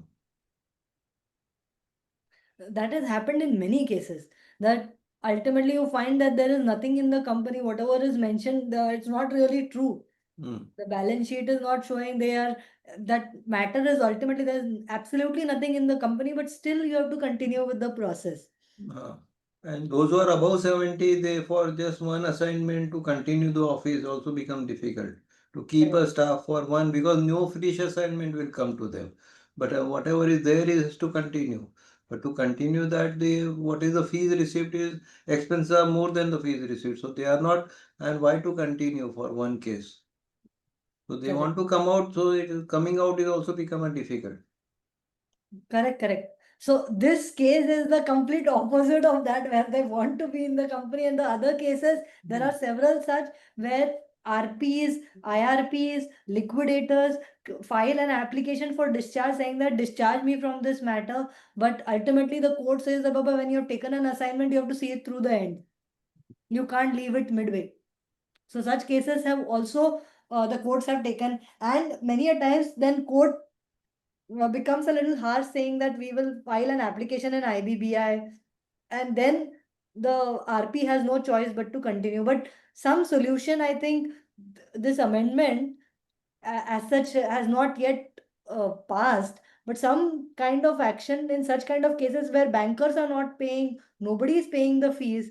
As a professional, it becomes very difficult to continue and it becomes a loss to the professional. So what Yes. action should be done? I think there should be some kind of a discussion that should really take place, because such instances are there. And IRP ultimately end up paying the cost of the entire CIRP from their pocket. I have seen such kind of matters also where they later realize there are no assets to be realized. So that's true. And now let's see Amit Nehra matter.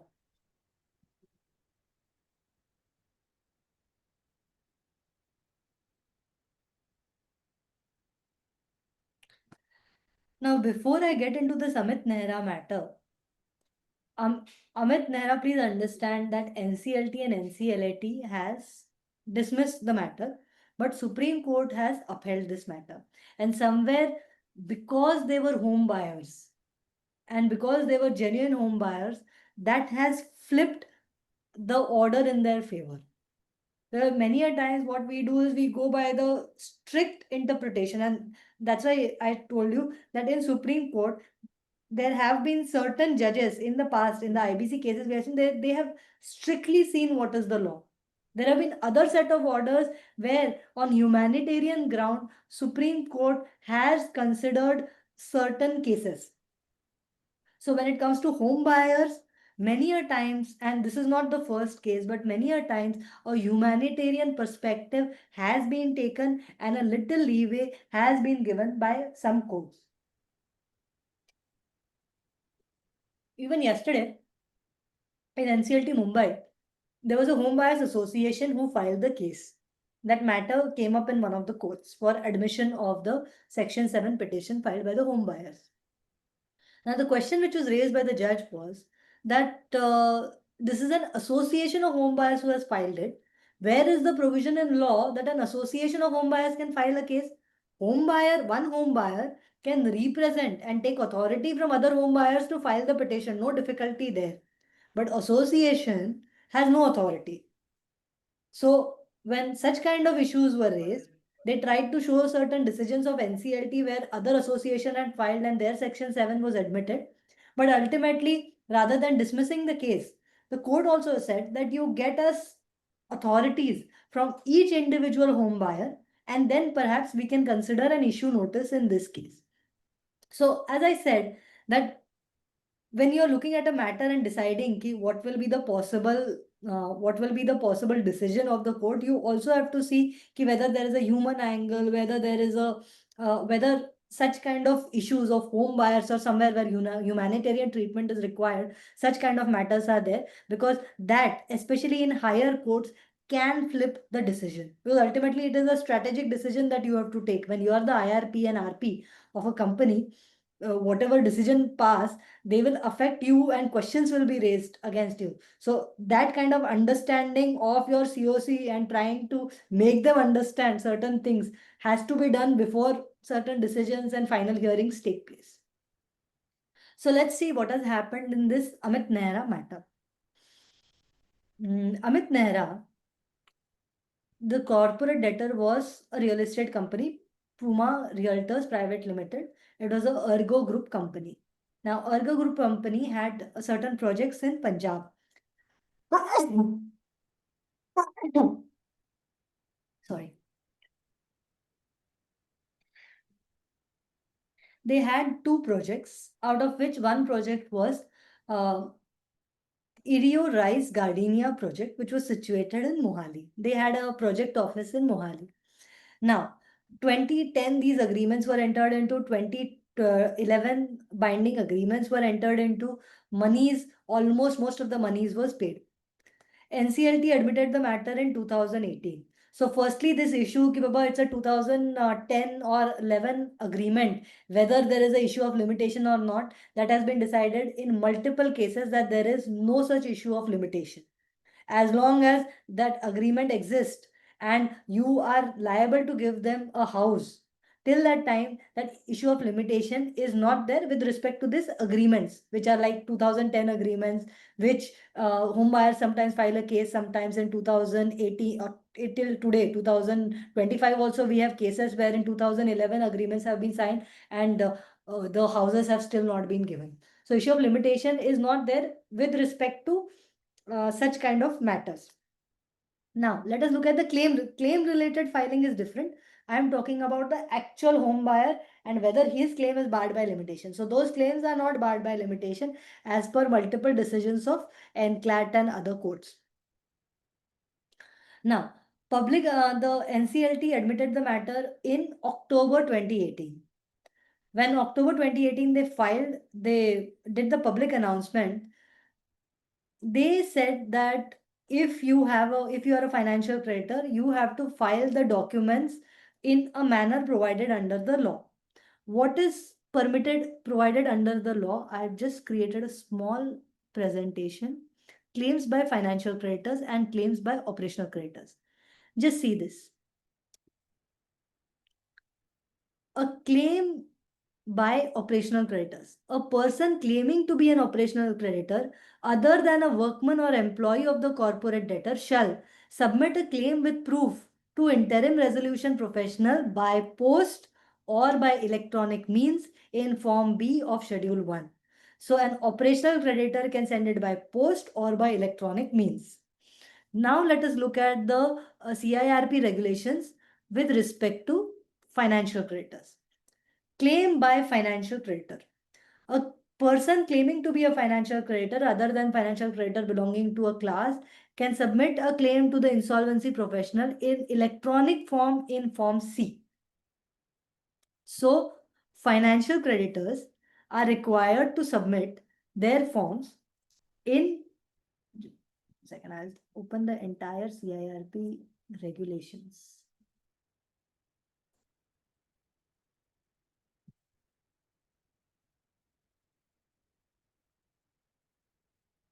This is by operational creditors, by post or by electronic means. Financial creditor has to be by electronic means. Workman by post or electronic means. Other creditors by post or electronic means.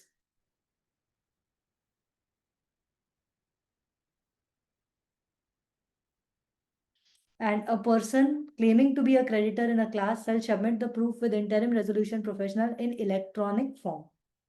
So, with respect to, please understand that the manner in which the claims have to be submitted are mentioned in the CIRP regulations. So, with respect to operational creditors, workmen, employees, they have a choice whether by post or electronic means. But when it comes to financial creditors, the law clearly provides, and I'm just highlighting this, by electronic means in Form C, and even Form CA is in electronic form. This is, I believe, to ensure that because they are ultimately going to be a part of the COC, so there should not be any tampering with the documents that you file some claim, later on you realize, oh, I'm not 66%. So somewhere those small changes should not be allowed to be made. So I believe that might be the reasoning that for financial creditors an additional safeguard is added that you have to send it by electronic means. You should not later on be able to change any details with respect to the claims which have been filed, right? So this is the actual law with respect to filing of claims by the financial creditors. So what was the case? And on that ground itself, now As I told you, this is the law. Now let us understand what has been decided by the Supreme Court. Right? So, interim resolution professional published a public announcement. These people who were home buyers, they claimed before the Supreme Court and before all the lower authorities that they had physically submitted the CA along with all the supporting documents on 11th January 2019. So public announcement was on 22/10/2018, and within a period of 3 months, they had actually physically filed it on 11 Jan 2019 at the project office of the corporate debtor at Mohali.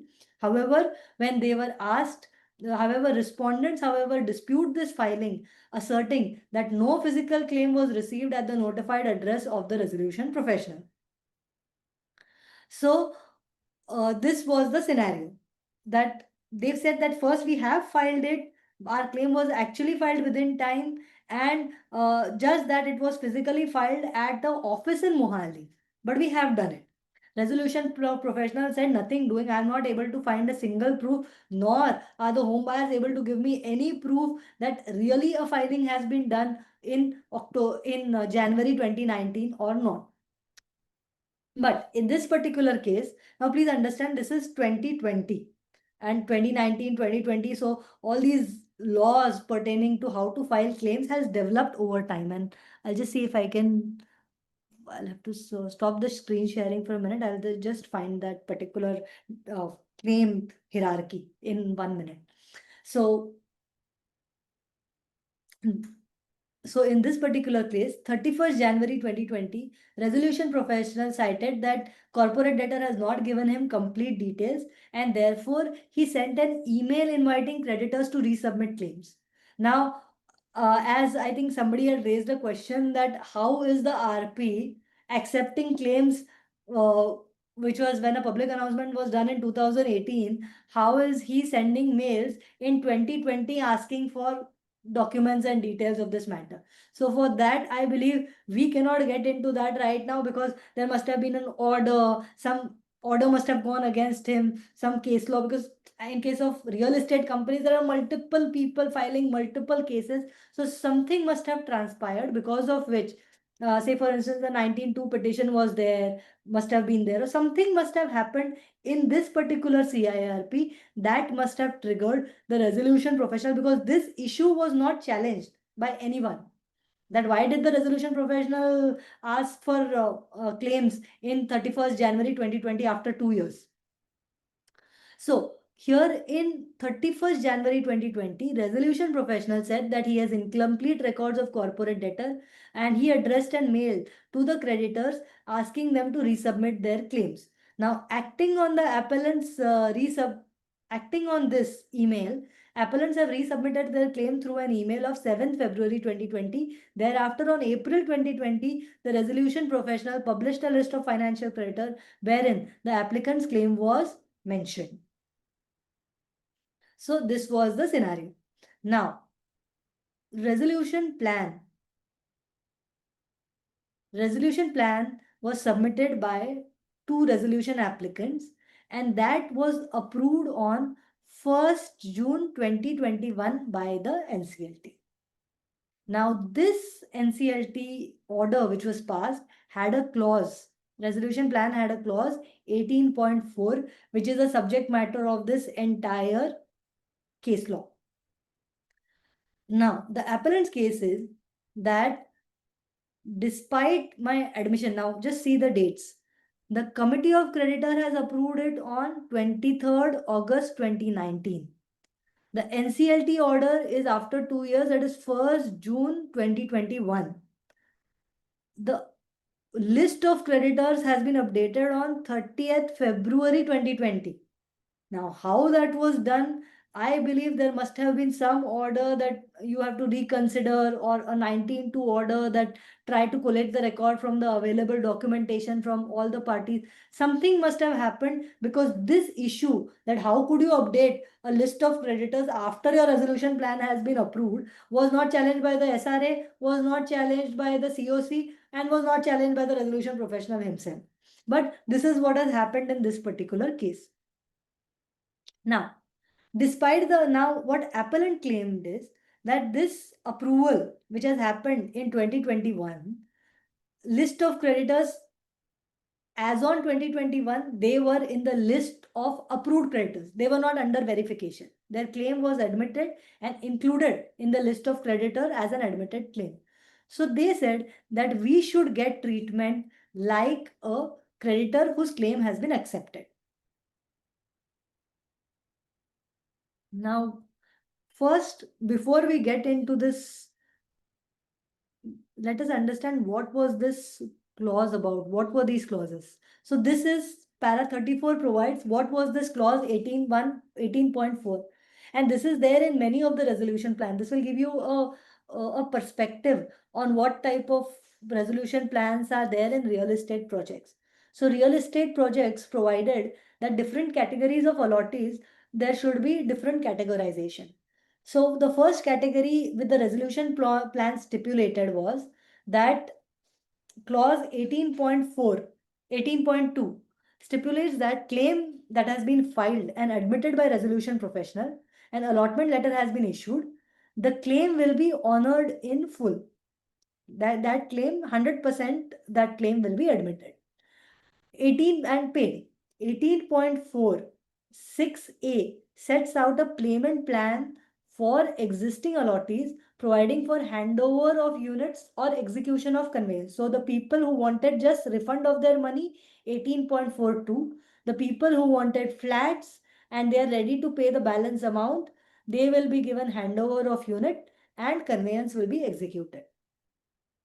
18.11 was the residuary clause, which says where there is a home buyer, no claim is filed, it is not verified, or it is, if verified, it is not communicated to the resolution applicant, such allottees, we can pay them only 50% of the principal amount which they had paid. Say 2010, all the agreements there, what was the 50% amount that would have been paid? And clause 19 clarifies that belated claim filed between submission of the claim and its approval by the adjudicating authority are to be dealt with in the manner set out above. So even if there are some belated claims filed, how to deal with that is already provided in the plan. They said put it in these 3 buckets and we will deal with the plan in the same way. So based on this, the court said that we have given an anxious consideration to the submissions which has been advanced at the bar and perused the material on record. The central question which falls for our determination is whether being allottees of an apartment of a project ergo res gardenia mohali. So as I said that this issue that you should have filed it by email and it is only by email that a plan will be considered or not did not come into the question in this particular case, because RP had written a mail saying that please file your claims, resubmit your claims. So that issue goes away. So in this case, the submissions which were advanced, ergo res gardenia mohali, developed by corporate debtor Puma Realtors Private Limited, and having admittedly paid a sum of 57 lakh out of the total consideration of 60 lakh, are to be treated as belated claimants entitled only to 50% of the principal debt under clause 18.411, or whether their claims are duly verified and incorporated in the list of creditors, they are entitled to possession under 18.4.4a of the resolution plan. So at the outset, it is not in dispute that they are genuine home buyers. They have booked the apartment as far back as 2010. A sum of 15.7 lakh, which constitutes almost the entire sale consideration, has admittedly been paid, and admittedly there is a delay in handing over the possession. The case of the appellant rests on 2 different pillars. They claim that they have submitted the claim form on 11 Jan 2019 in physical form at Mohali. Second, they claim that there was a resolution professional's email by way of which they have resubmitted their claim and the claim has been duly verified. The resolution seriously disputed that this filing of claim on 11 January 2019, saying that this address was not even notified. Further, CA itself computes interest till 7th February 2020. So they said the new CA form which you have filed computes interest till the date you file the claim. So how is this particular form filed in 11 January 2019? So factually also you are incorrect, and therefore you cannot base your claim or your petition, your this appeal, on the basis of the disputed assertions that you had put your claim on 11th January 2019. The admitted and undisputed position remains that appellant's claims were resubmitted on February 2020. It was verified and it is a part of the list of creditors. We are unable to countenance the approach of NCLT in brushing aside this admitted position and treating the appellant as if they have not filed a claim at all. The publication of the list of financial creditor is an act of discharge of statutory duties by the resolution professional. It cannot be just a meaningless formality. In this backdrop, resolution professional has rightly admitted the claim to the extent of 57 lakh as reflected in the list of financial creditor. Therefore, it is necessary to examine the structure of 18.4, and this is what we have said. And based on that, appellants, it is an admitted fact that their claims are admitted, so it has to come in the category where the entire amount will be refunded, or if they want to pay the balance, then they will get the possession of the flats. This is what was the understanding of the court.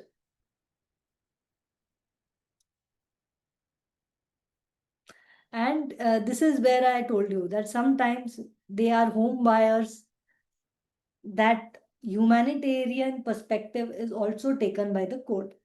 The fact of the present case highlights the plights of individual home buyers who invest their life saving in the hope of securing a roof over their heads. Appellant had paid nearly the entire consideration as far back as in 2011. To deny them possession today, despite their claim having been duly verified and admitted, would inflict unfair and unwarranted prejudice. And in light of this decision was passed in favor of the home buyers. So whenever you're dealing with matters of home buyer, if at all a home buyer, because there are two types of home buyers. One are genuine home buyers and one who themselves have done some mischief. So you get into the facts and law, but along with that also include, if you are taking care of a case against the home buyers, find out if out of them somebody has done some mischief. Because as I said, the humanitarian touch goes away the moment you show that this home buyer or this particular allottee has been mischievous, has done something that is that does not justify giving him that benefit as a home buyer.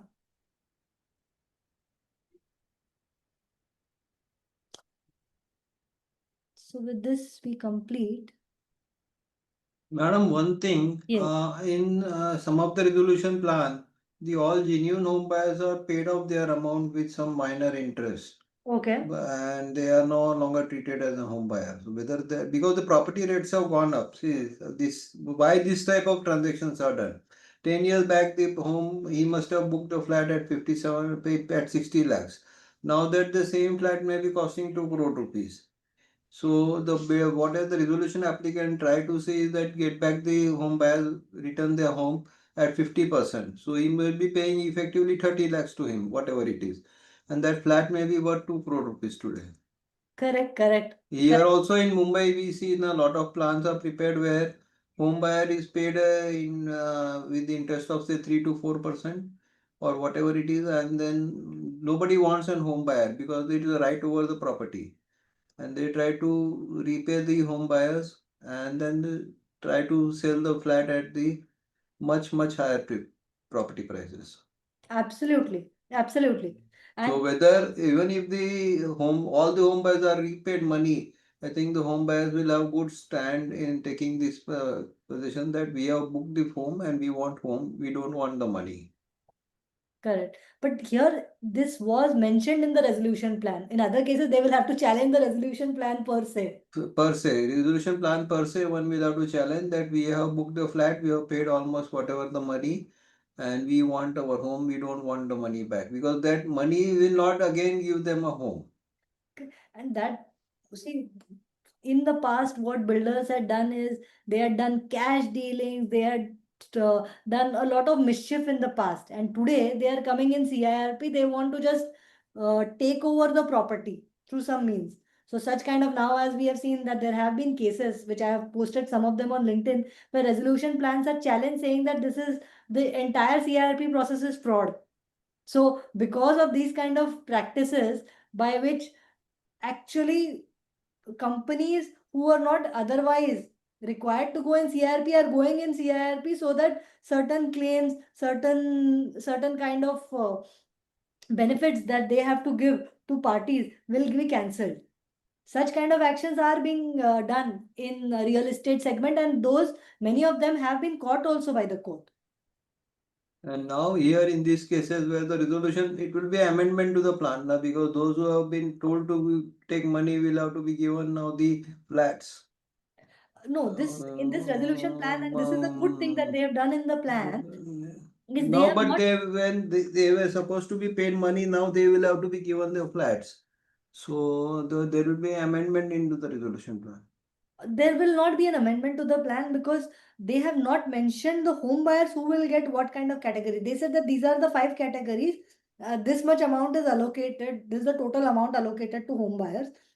We categorize. We will see who are categorized in which categories. They will get this. So there will not be a modification per se in the resolution plan. It will be now, madam. If I am say, if I were to get money back, then now I will get the home buyer. So that much less area to be sold by the builder and less amount to be outgo. But then all the plan, entire plan will go a modification now. That somewhere, that much leeway in terms of cost, the promoter, Always the provide, but then SRA that will will be have to provide. amendment. That will be amendment to the plan now. I don't think it will be an amendment, but because I'll tell you, they categorize it in bunches and they say that as per the list of creditors, whoever are in this list will be considered. So if that list modifies, or if that list, the interpretation modifies, that will not challenge the plan. But as you rightly said, that modification today of the resolution plan is absolutely not possible after JSW. So what you write, to what extent details you mention in the resolution plan which can change, those you will have to be very careful with. That if some decision is passed by the Supreme Court, this the understanding will change. Somewhere you will have to incorporate in the resolution plan itself. So now enormous care will have to be taken in drafting resolution plans with certain, by understanding that what can happen in the future. Because if you don't incorporate that, tomorrow you are not going to be able to make any modification of the plan after JSW steel matter. The court has come down heavily and made a categorical statement that no amendment to the resolution plan is possible after the resolution plan has been approved. Neither NCLAT nor Supreme Court nor anybody else authority can help you.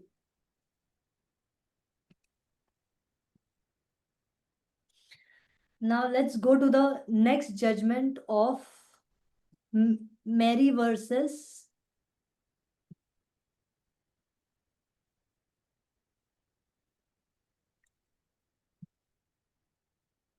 Mary versus Union of India. Now, please understand, this is a 94 petition. This is not a section 95 filed by the bankers, but this is a case where under 94, a personal guarantor have themselves come and filed a case. Why does a personal guarantor come and file a case? Because personal guarantor, when he files a case, say he has 100 crore debt over him because of all the loans which have been taken by various people, by various companies where he is a guarantor. So the question now is that he doesn't want this 100 crore debt to stay with him. Plus, when cases are filed, there might be certain non-compliance. So, say for instance, some authorities like SEBI passes an order against you. In 138, certain decisions are passed against you. They say fine is imposed on you. So, along with an actual debt from a banker or an operational creditor or some other creditors of the company, you can have certain amounts. Say income tax has put a fine and penalty on you, or some other court has imposed a fine on you for, say, contempt of a court's order. SEBI has imposed a fine on you. So, to what extent can all these amounts which are due and payable by you can be wiped out? Is what is an attempt to be seen in this particular case. So with this, first let us understand section 79.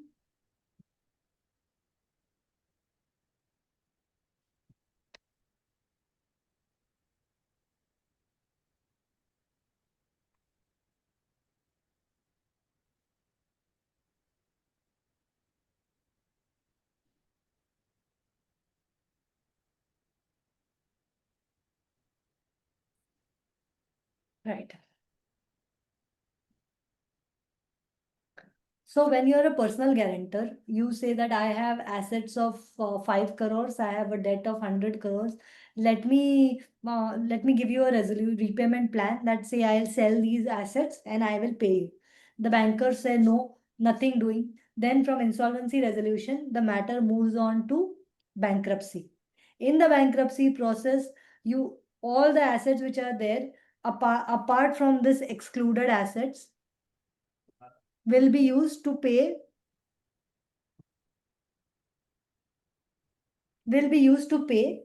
your liabilities. Will be used to pay your liabilities, right? So, for instance, you have a 100 crore debt, you have a 5 crore asset. That 5 crore asset minus these excluded assets will be disposed of. That amount will be used to pay this 100 crore debt to whatever extent possible, till the time of 1 year discharge order. So an order will be passed that, all right, now you're bankrupt. This is the amount, this is how the matter has been settled. So you will be an undischarged bankrupt for a period of 1 year. So 100 crores have been settled at 5 crores. You become an undischarged bankrupt for a period of 1 year. Once the 1 year period is over, you become a discharged bankrupt. That means that now there you cannot be asked to pay any of these 100 crore debt. You can start your business afresh. This is what the law on insolvency for the personal guarantor is, where you get a new lease of life after you to go through the ordeal of this insolvency resolution and bankruptcy process. Once these two are over, there will be a 1 year cooling off period. After the cooling off period, whatever you earn will be your money and will not be used to pay off that old loan of 100 crores. And that is the reason why some of the personal guarantors are personally moving and filing an application under section 94 for getting into this process. Now, one of the reasons possible, like we don't know whether that was the only reason, but as you have seen, SEBI these days has been very active and prosecuting wrongdoers and imposing fines which can run into multiple crores of rupees. So in this background, it is possible that some stockbroker or some kind of a market participant, some fines have been imposed which can run into multiple crores, has been imposed on somebody. Now, in this background, let us try to understand that SEBI imposed a fine. I have other debts also. I decide that I want to go through the insolvency process. So I go through the insolvency process, and now the question is that whether this SEBI penalty, whether this I should include it in the list of debts which will be wiped out or not. This is the question which was there in this Mary versus Union of India, and this is very important because for a personal guarantor, what debts even after the CIRP process he will have to pay is very important. Because if he has to pay certain thing, he has to take a decision whether he wants to give a repayment plan at the insolvency resolution stage, or whether he wants to go in the bankruptcy, whether he wants to go into that process or not. All these things will be determined by what exactly is an excluded debt. Because After that 1 year cooling off period also, all these amounts, you cannot get any benefit and you will have to pay all these amounts. So what is the first thing? It says liability to pay a fine imposed by the court or a tribunal.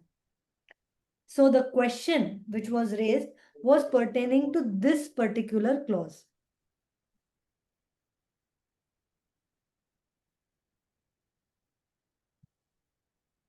It was pertaining to this particular clause. Liability to pay fine imposed by the court or tribunal is an excluded debt. Now she raised a very interesting perspective. I think in section 94, she had to perhaps pay for SEBI's penalty. Say for instance, let us assume it was a 1 crore penalty, she had to pay that penalty. So she must have gone to NCLT. When SEBI must have asked her, please pay this penalty, she said, no, I am going under section 94. So first there is a moratorium against me, and second, this is a debt which is covered under the CIRP process. So you cannot recover this money from me. Then they must have taken a stay in the NCLAT, saying that this is an issue, that whether this liability is payable or not. And they had raised a very innovative argument. We must accept that the argument was very interesting. They raised an argument that look at what this clause 15A provides. It says liability to pay a fine imposed by a court or tribunal. Is SEBI a court? No. Is SEBI a tribunal? No. So, on what basis are you claiming that SEBI's liability is not covered under this? This was the angle which they raised. But in this case, what Supreme Court has done is they have taken, I believe, they have taken the interpretation that deals with the interpretation in the spirit and not just the letter. They have used the mischief rule. What is the mischief that the law wants to prevent? The law wants to prevent that if somebody is a wrongdoer and somebody has been fined by some authority or by the court, that person should not ultimately be able to get away simply by going through the bankruptcy process. And that is what is the law which the Supreme Court has laid down. That though SEBI is not a court or a tribunal, it has imposed a fine on you. And if you consider the law in its spirit, it is fine, and that's why you cannot take advantage of this particular excluded debt. And even if all your 100 crore debt is wiped out, whatever is the SEBI penalty, whatever is the SEBI fine, you will have to pay the same. Now, this is the judgment. This is by NCLT Chennai.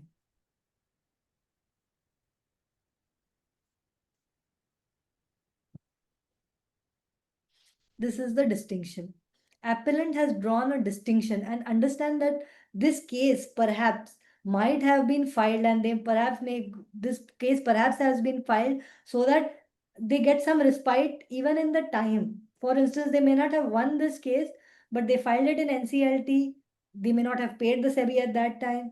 They filed it in NCLAT. They must have taken a stay saying that this issue is sub judice, so we can't pay. So ultimately, Mary has somewhere taken advantage of certain, as we say, complications in this law and complications understanding of this law. They have taken advantage of this loophole. So let us see on what basis had they come before the court. The penalty imposed by SEBI, being pecuniary in nature, will come within the meaning of fine. This is to be treated as an excluded debt under section 1715A of the IBC and outside the course of bankruptcy proceeding. This is what the NCLT had decided.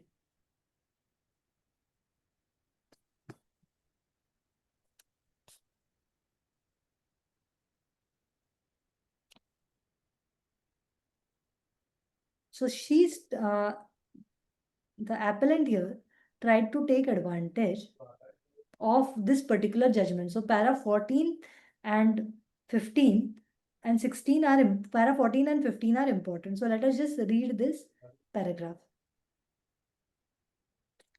In view of the clear expression of law and for the reasons above, we are of the view that the part of the observation made in the impugned or judgment limited to the extent of finding as recorded in para 16, treating penalty levied by SEBI to be a fine which comes within becomes which sorry to be a fine which will then become an excluded debt to be kept outside the scope of bankruptcy proceeding was well in the consonance of the provisions of the statute itself, and it cannot be said to be arbitrary or contrary to the very intention of the law. So as we see, they've made a purposive interpretation here. They made use of the purposive interpretation here and saw the mischief that was being tried to be committed by the appellant.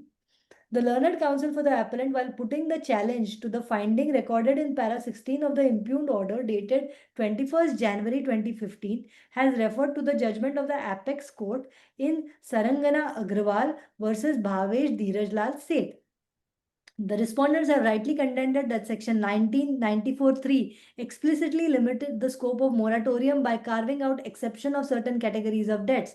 Section 79(15) of the IBC defines excluded debts to include liability that arise from fines imposed by the courts or tribunals, damages for the negligence or breach of obligations. For instance, let me just give you an example.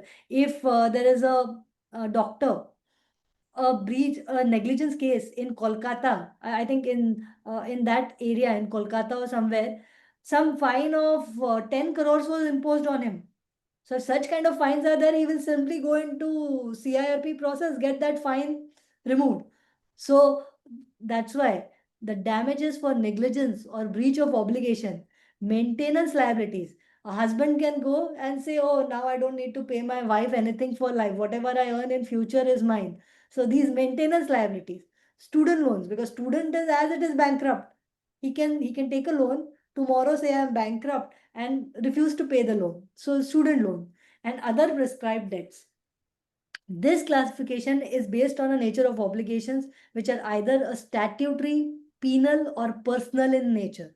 They do not form a part of the insolvency estate that can be discharged under the resolution process. First of all, the judgment will be of no recourse to the applicant for the reason being that it is emanating from the proceedings of the judgment rendered in National Consumer Dispute Resolution Forum, wherein penalties were imposed, which the subject matter of consideration in that appeal. Any observations which were made pertaining to the implication of section 79(15)(a) of the IBC, particularly referred by the learned counsel for the appellant, would be limited to be read in that context of that finding in para 32, which clearly said that 94(3) of the IBC explicitly limits scope of moratorium by carving out the exceptions to the categories which are laid down under section 79(15). The ratio fully supports the decision taken by the learned adjudicating authority in treating that a penalty imposed by SEBI as an excluded debt, and hence it was come to the rescue of the applicants. In the facts, Honorable Apex Court in the said judgment has explicitly held that penalties imposed by National Consumer Dispute Redressal Commission are regulatory in nature and thus due to non-compliance of the consumer protection laws, and hence moratorium under 96 does not extend to them. The penalty imposed by SEBI will be of a similar nature, being a regulatory in nature. Therefore, it cannot come under section 1715 of the code. Since the observation in para 16 of the impugned order was in light of the statutory provisions contemplated under 1715(a) of the IBC, treatment of penalty imposed by SEBI as a excluded debt cannot be in any manner illegal whatsoever. So, it was an interesting distinction which they tried, that it is not a court, SEBI is not a court, not a tribunal, and therefore not excluded. But this did not find favor before the authority. But it is still at the end-class stage. We have to see if anybody reaches the Supreme Court and if a contrary stand is taken by the Supreme Court. But according to me, the findings catch the mischief perfectly. So it is quite likely that the same stand can be taken by the Supreme Court. Now let us look at the next.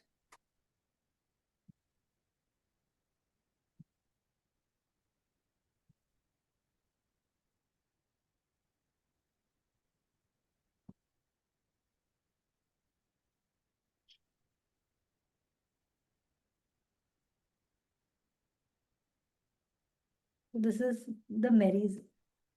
It is a very interesting judgment, this particular judgment. You must read it when you get time. Now we go to the decision of Bhushan Power and Steel.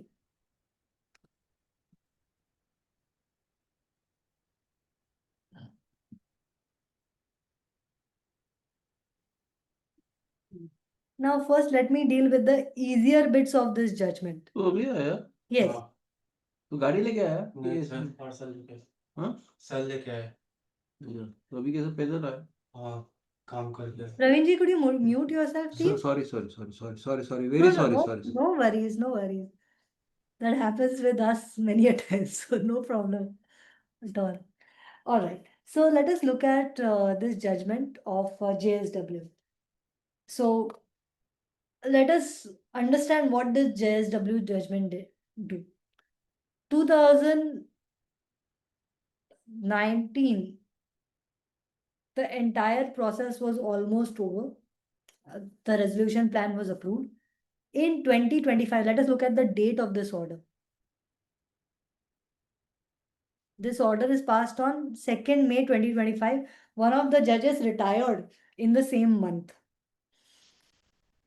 So this decision, which was passed before she demitted office, has, I think, everybody who was ever giving a resolution plan started thinking twice regarding after this judgment. Like, I found that people were almost speechless. They were not able to understand that how could a plan which has been approved and where JSW is in charge for the last 4 or 5 years, how can that plan, simply that resolution plan, get disapproved and cancelled and the company be sent to liquidation?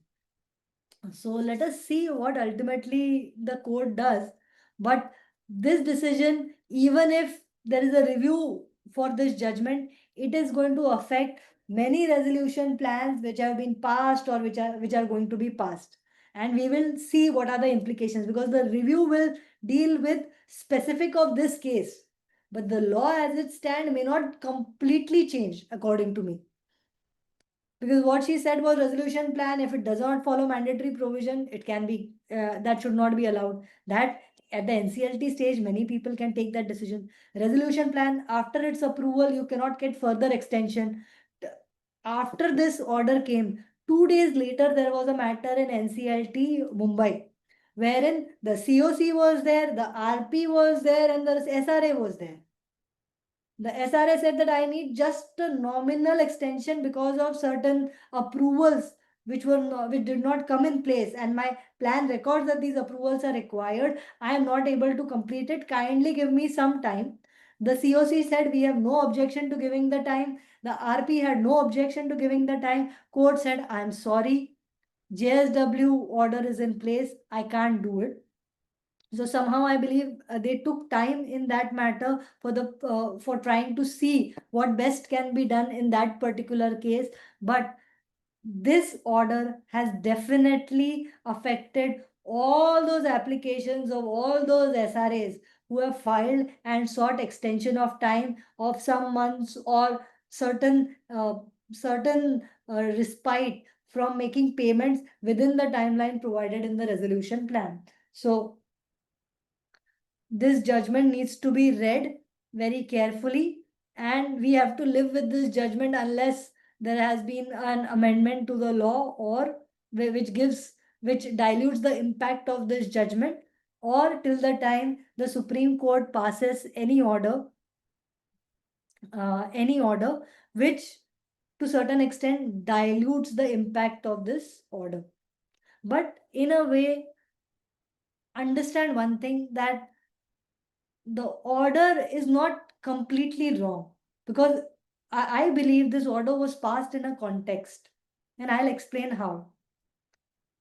A person, there are say 5 resolution plans. One says I'll pay in 1 year, another says I'll take 1.5 year, third says I'll pay in 2 years. That is also one of the criteria which will give you higher number in your evaluation matrix. So evaluation matrix also sees how soon the amount is to be paid, how much amount is to be paid, and all these things matter when taking a decision whether you want to accept A, B, C, whose plan you need to accept. So, the context behind passing this order was that many people were getting the plan approved, saying that yes, I will pay the amount in 1 year's time. Once the plan was approved, they used to get the COC. They used to say, Arey Baba, these 1, 2, 3 issues are there that have cropped up. We never thought about it. Kindly give us additional time. And now, because resolution plan process is over and the COC must have been paid certain amount, they were in a soup. They were in a catch-22 situation. That if you go back, you will spend another 3, 4 months finding a new buyer. If you allow him, yes, there is going to be a delay, but let's allow that, because otherwise the other option is liquidation, or if we convince the court that again resolution is possible, again 3 to 4 months gone. So that way the SRAs were also taking advantage of this situation to certain extent, and that had happened as in resolution successful resolution applicants not able to comply with the timelines and with the scheme of the resolution plan was common. Application with respect to implementation of the CIRP was a common occurrence. This will bring in discipline with the SRAs. Only if they are serious about the resolution plan, only if they are really serious about the timelines which they have indicated, only then you should go ahead. Otherwise, if this decision is sustained in the review, and if mostly curative petition will be filed, is sustained in the curative petition, we are talking about the future. JSW stands to lose a lot. They have put in some 19,000 crore rupees into the company. They must have put in another 55,000 crore in upgradation. How to get that money? When will the money come back? Opportunity cost of that money, the time that must be spent in reviving this company, all that today is at stake. And this is what the RPs who are going to guide the applicants, interested applicants, they have to they will have to read this judgment in great detail and explain the impact of this judgment to the SRAs and also to the resolution professional, because there are some remarks with respect to RPs also. So those also the RPs in future while dealing with the cases will have to see.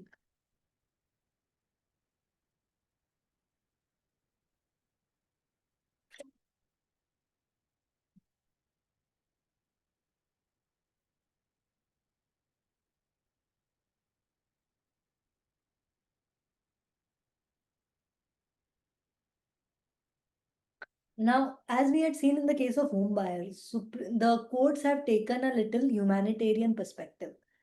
But in this judgment, if you see, court has taken a very strict stand.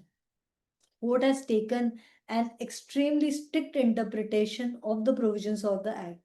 So, when you are dealing with CIRP processes, these days I have seen that certain courts are very strict when it comes to the actual timelines or the law which is written. They will not go into the letter spirit, or whether you in your whether you did something right and that was actually something which is legally ethically right. They will not go into that. I have seen that these days many of the courts are going by a strict interpretation of the provisions of the Act. So you will also, as RPs, will have to be careful when you are dealing with CIRP processes. Earlier, because the law was new, many a time the court ignored certain non-compliances. I had seen that certain things, certain issues, court was not very strict. they had allowed it in 17, way back in 1718, little bit of leeway was granted. But now, after 9 years of IBC, be sure that if certain provisions are not complied with, the court is really taking a stringent view of it, and therefore one has to be very, very careful these days. So let's look at what kind of appeals were filed. Can we just take a 5 minute, just give me 5 minutes time? I'll just come back.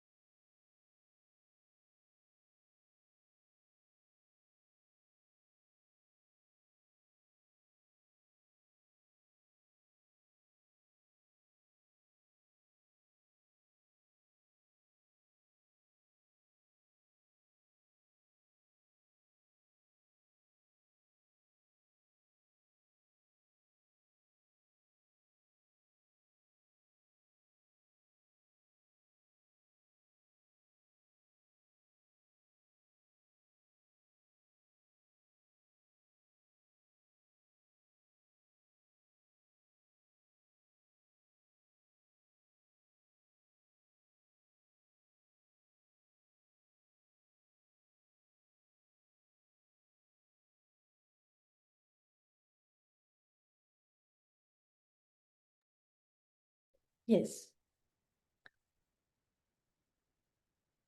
So when you're reading a judgment, especially such large judgment of the Supreme Court, first you see who are the parties and how the civil appeal. And see, we have 10 minutes left, 10, 15 minutes. So in that, I'll just cover a brief background about this matter. We can't go into the details of this judgment.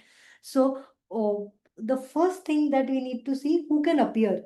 That is at page 26. So what they have done is they have divided the matter into multiple components. So the first proposition which they have dealt with is at page number 30, page number 26. Right. So the question which was raised, and it is, I think, the SRA and Abhishek Manu Singhvi, one of the senior most counsels in the Supreme Court, apart from Hari Salve, they are one of the senior most there. They had raised an issue that the promoter is not an aggrieved person at all. How is he aggrieved with respect to plan implementation? Resolution plan approval is okay, but at the time of implementation, if there are any issues, how is the ex-promoter in any way concerned with the matter? So here, the glass trust judgment of Byju's, which was another blow to many of the corporate debtors wanting to get their companies out of CIRP. This was another judgment. The issue of person agreed was contemplated, and the court held that the word person aggrieved that is used, who can file an appeal? Person agreed. Who is the person agreed under section 61 and these 62 provision? So they said nothing doing. That person aggrieved is a very wide connotation. Thus, the use of the phrase any person agreed indicates that there are no rigid locus requirements to institute an appeal challenging an order of NCLT before NCLAT and an order of NCLAT before this court. Any person who is aggrieved by the order may institute an appeal. Once the CIRP process is initiated, the proceeding is no longer restricted to an individual applicant creditor and to the corporate debtor, but rather it becomes a collective proceeding in rem where all creditors and ex-directors who would be necessary stakeholders. Therefore, the appellant who are operational creditors and erstwhile promoters being important stakeholder and whose company appeals have been dismissed by NCLAT while the impugned judgment would certainly be person aggrieved by the appeals. So this decision, though it is in the case of only section 62, please understand, it says any person aggrieved, there are no rigid locus requirement. So I am just trying to see it in a larger context, this decision in a larger context. Does that mean that if a section 7 petition is admitted, all right, today either the promoter goes and files an appeal, or if the section 7 is dismissed, it is the banker who goes and files the appeal. But can it happen that if a case is, say, for instance, an admission happens, another financial creditor is aggrieved by the order because he will say that by the CIRP I'll get a massive haircut, whereas if the company continues, I'll keep on getting the money. Can he go and challenge? Can an operational creditor say that, Baba, in CIRPs, people don't get any money? Today the company is operational, it is paying me and taking goods from me, so I am aggrieved. I am going in an appeal against a Section 7 admission. Because it says there is no rigid locus requirements to institute an appeal, and it is a collective proceeding in REM. It was always known that it is a proceeding in REM, but they had said no rigid locus requirements. So perhaps this finding at para 10 of the judgment can make the number of appeals in NCLAT go up, because this decision, though it is in the resolution plan context, it can be used in other contexts too, because section 66 is the 62 and 61 are the standard appeal related provision, and it says that there is no rigid locus requirement because it is a proceeding in REM. So where else can you use it and who else can use it, we will have to wait and see. Now let us look at the second issue about 29A. That is at page 36. So here, what has happened was JSW did have some JV with BSPL. So the question was whether they really fulfill the 29A criteria or not. So in this particular case, certain aspersion were cast on the RP, and that is where you will have to be careful in future cases that whatever has been mentioned, at least to that extent, care is taken. So, in the instance case, as transpiring from the record, resolution professional has not submitted compliance certificate in the prescribed form H of the schedule while submitting the company application, being application so and so for seeking NCLT approval of the resolution plan. They have only reproduced the clause of the resolution plan without submitting the compliance certificate under form H in the said application. What was stated by the resolution professional with respect to compliance of the mandatory requirement of the code is as follows. So with respect to 29A, the resolution professional, what he mentioned is annexure 12 of approved resolution plan. That is the list which has been given. That is what the court has said. That thus, as evidence from the record, there was neither a certificate given by the resolution professional nor any statement made by the resolution professional to the effect that the contents of the affidavit of resolution applicant with respect to eligibility to file resolution plan were in order. So you have done nothing with respect to checking whether 29A affidavit is rightly given or not, and that was a failure on your part. But I think because this decision pertained to 1819 when the law was still evolving, right now many resolution professionals, they appoint an agency to check 29A and whatever is mentioned is correct or wrong. So I don't think today there might be any issue pertaining to the new resolution plans. So, since the eligibility or ineligibility of the resolution applicant to submit resolution plan goes to the root of the matter, it was incumbent on part of the resolution professional to verify and certify that the contents of the mandatory affidavit of 29A were in order. The same having been stated in the application filed by the resolution applicant before NCLT, it raises serious doubt about the very eligibility of JSW to file this resolution plan. This is where they raised an apprehension whether JSW was actually really entitled to file this plan or not. And now it is something in the past, but in the past, Tata Steel and Liberty had gone to NCLT regarding the very same issue, that they felt that COC was favoring JSW over them.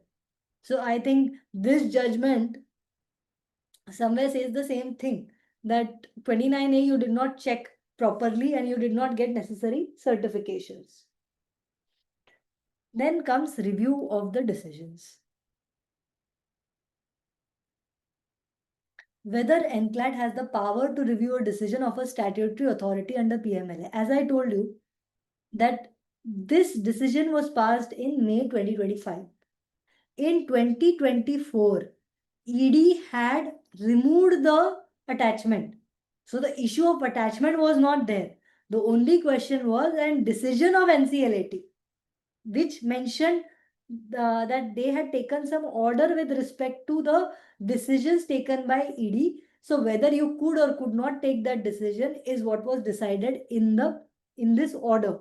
But from the JSW perspective, the issue of ED was over in 24 when ED withdrew the appeal which they had filed in the Supreme Court.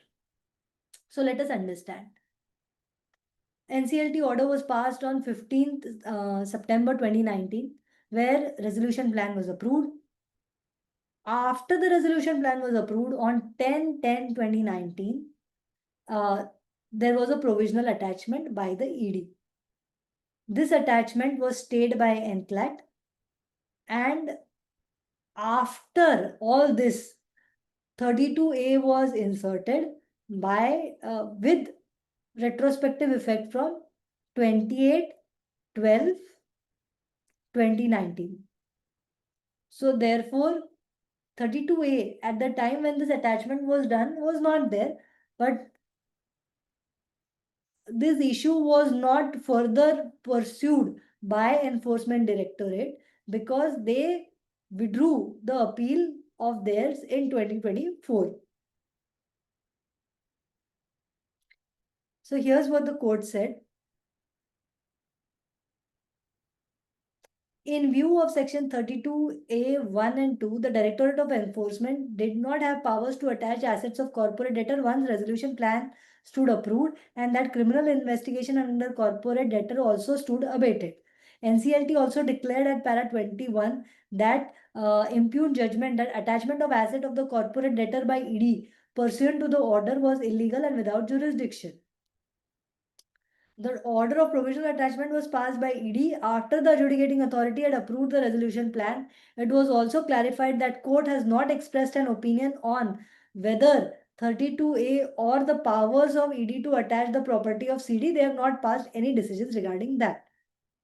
But here the Supreme Court said that in view of the matter, whatever we just read the NCLT finding, it was held that the observation made and the findings recorded by the NCLAT in the impugned judgment with respect to the provisional attachment dated so and so of the Enforcement Directorate under PMLA was without authority of law and without jurisdiction, were quorum non judice. That means that they said NCLAT did not have a right to pass the findings and orders what they mentioned about ED. So this will affect future cases with respect to PMLA, where there is an ED attachment and people move to NCLT. Now let us see para 30, mandatory provisions, 46.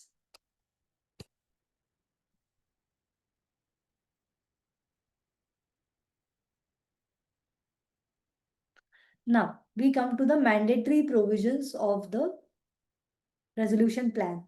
So this is an interesting read. You should read para 32 onwards, which will show what were the mistakes in the resolution plan. So operational creditors had filed an appeal, the promoters had filed, and they showed that there were multiple violations of the provisions of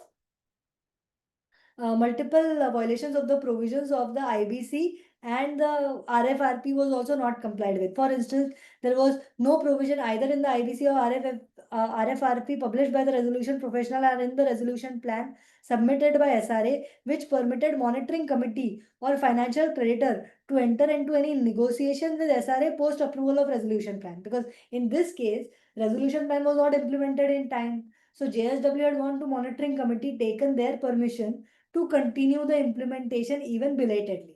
So they said there is no such provision. How can you do it? How can you give monitoring committee that power? And that's what they said. Its power would be limited to the extent which is granted in resolution plan. They can't exceed it. And that though these were some of the multiple reasons for the challenge. And this is what was the final decision.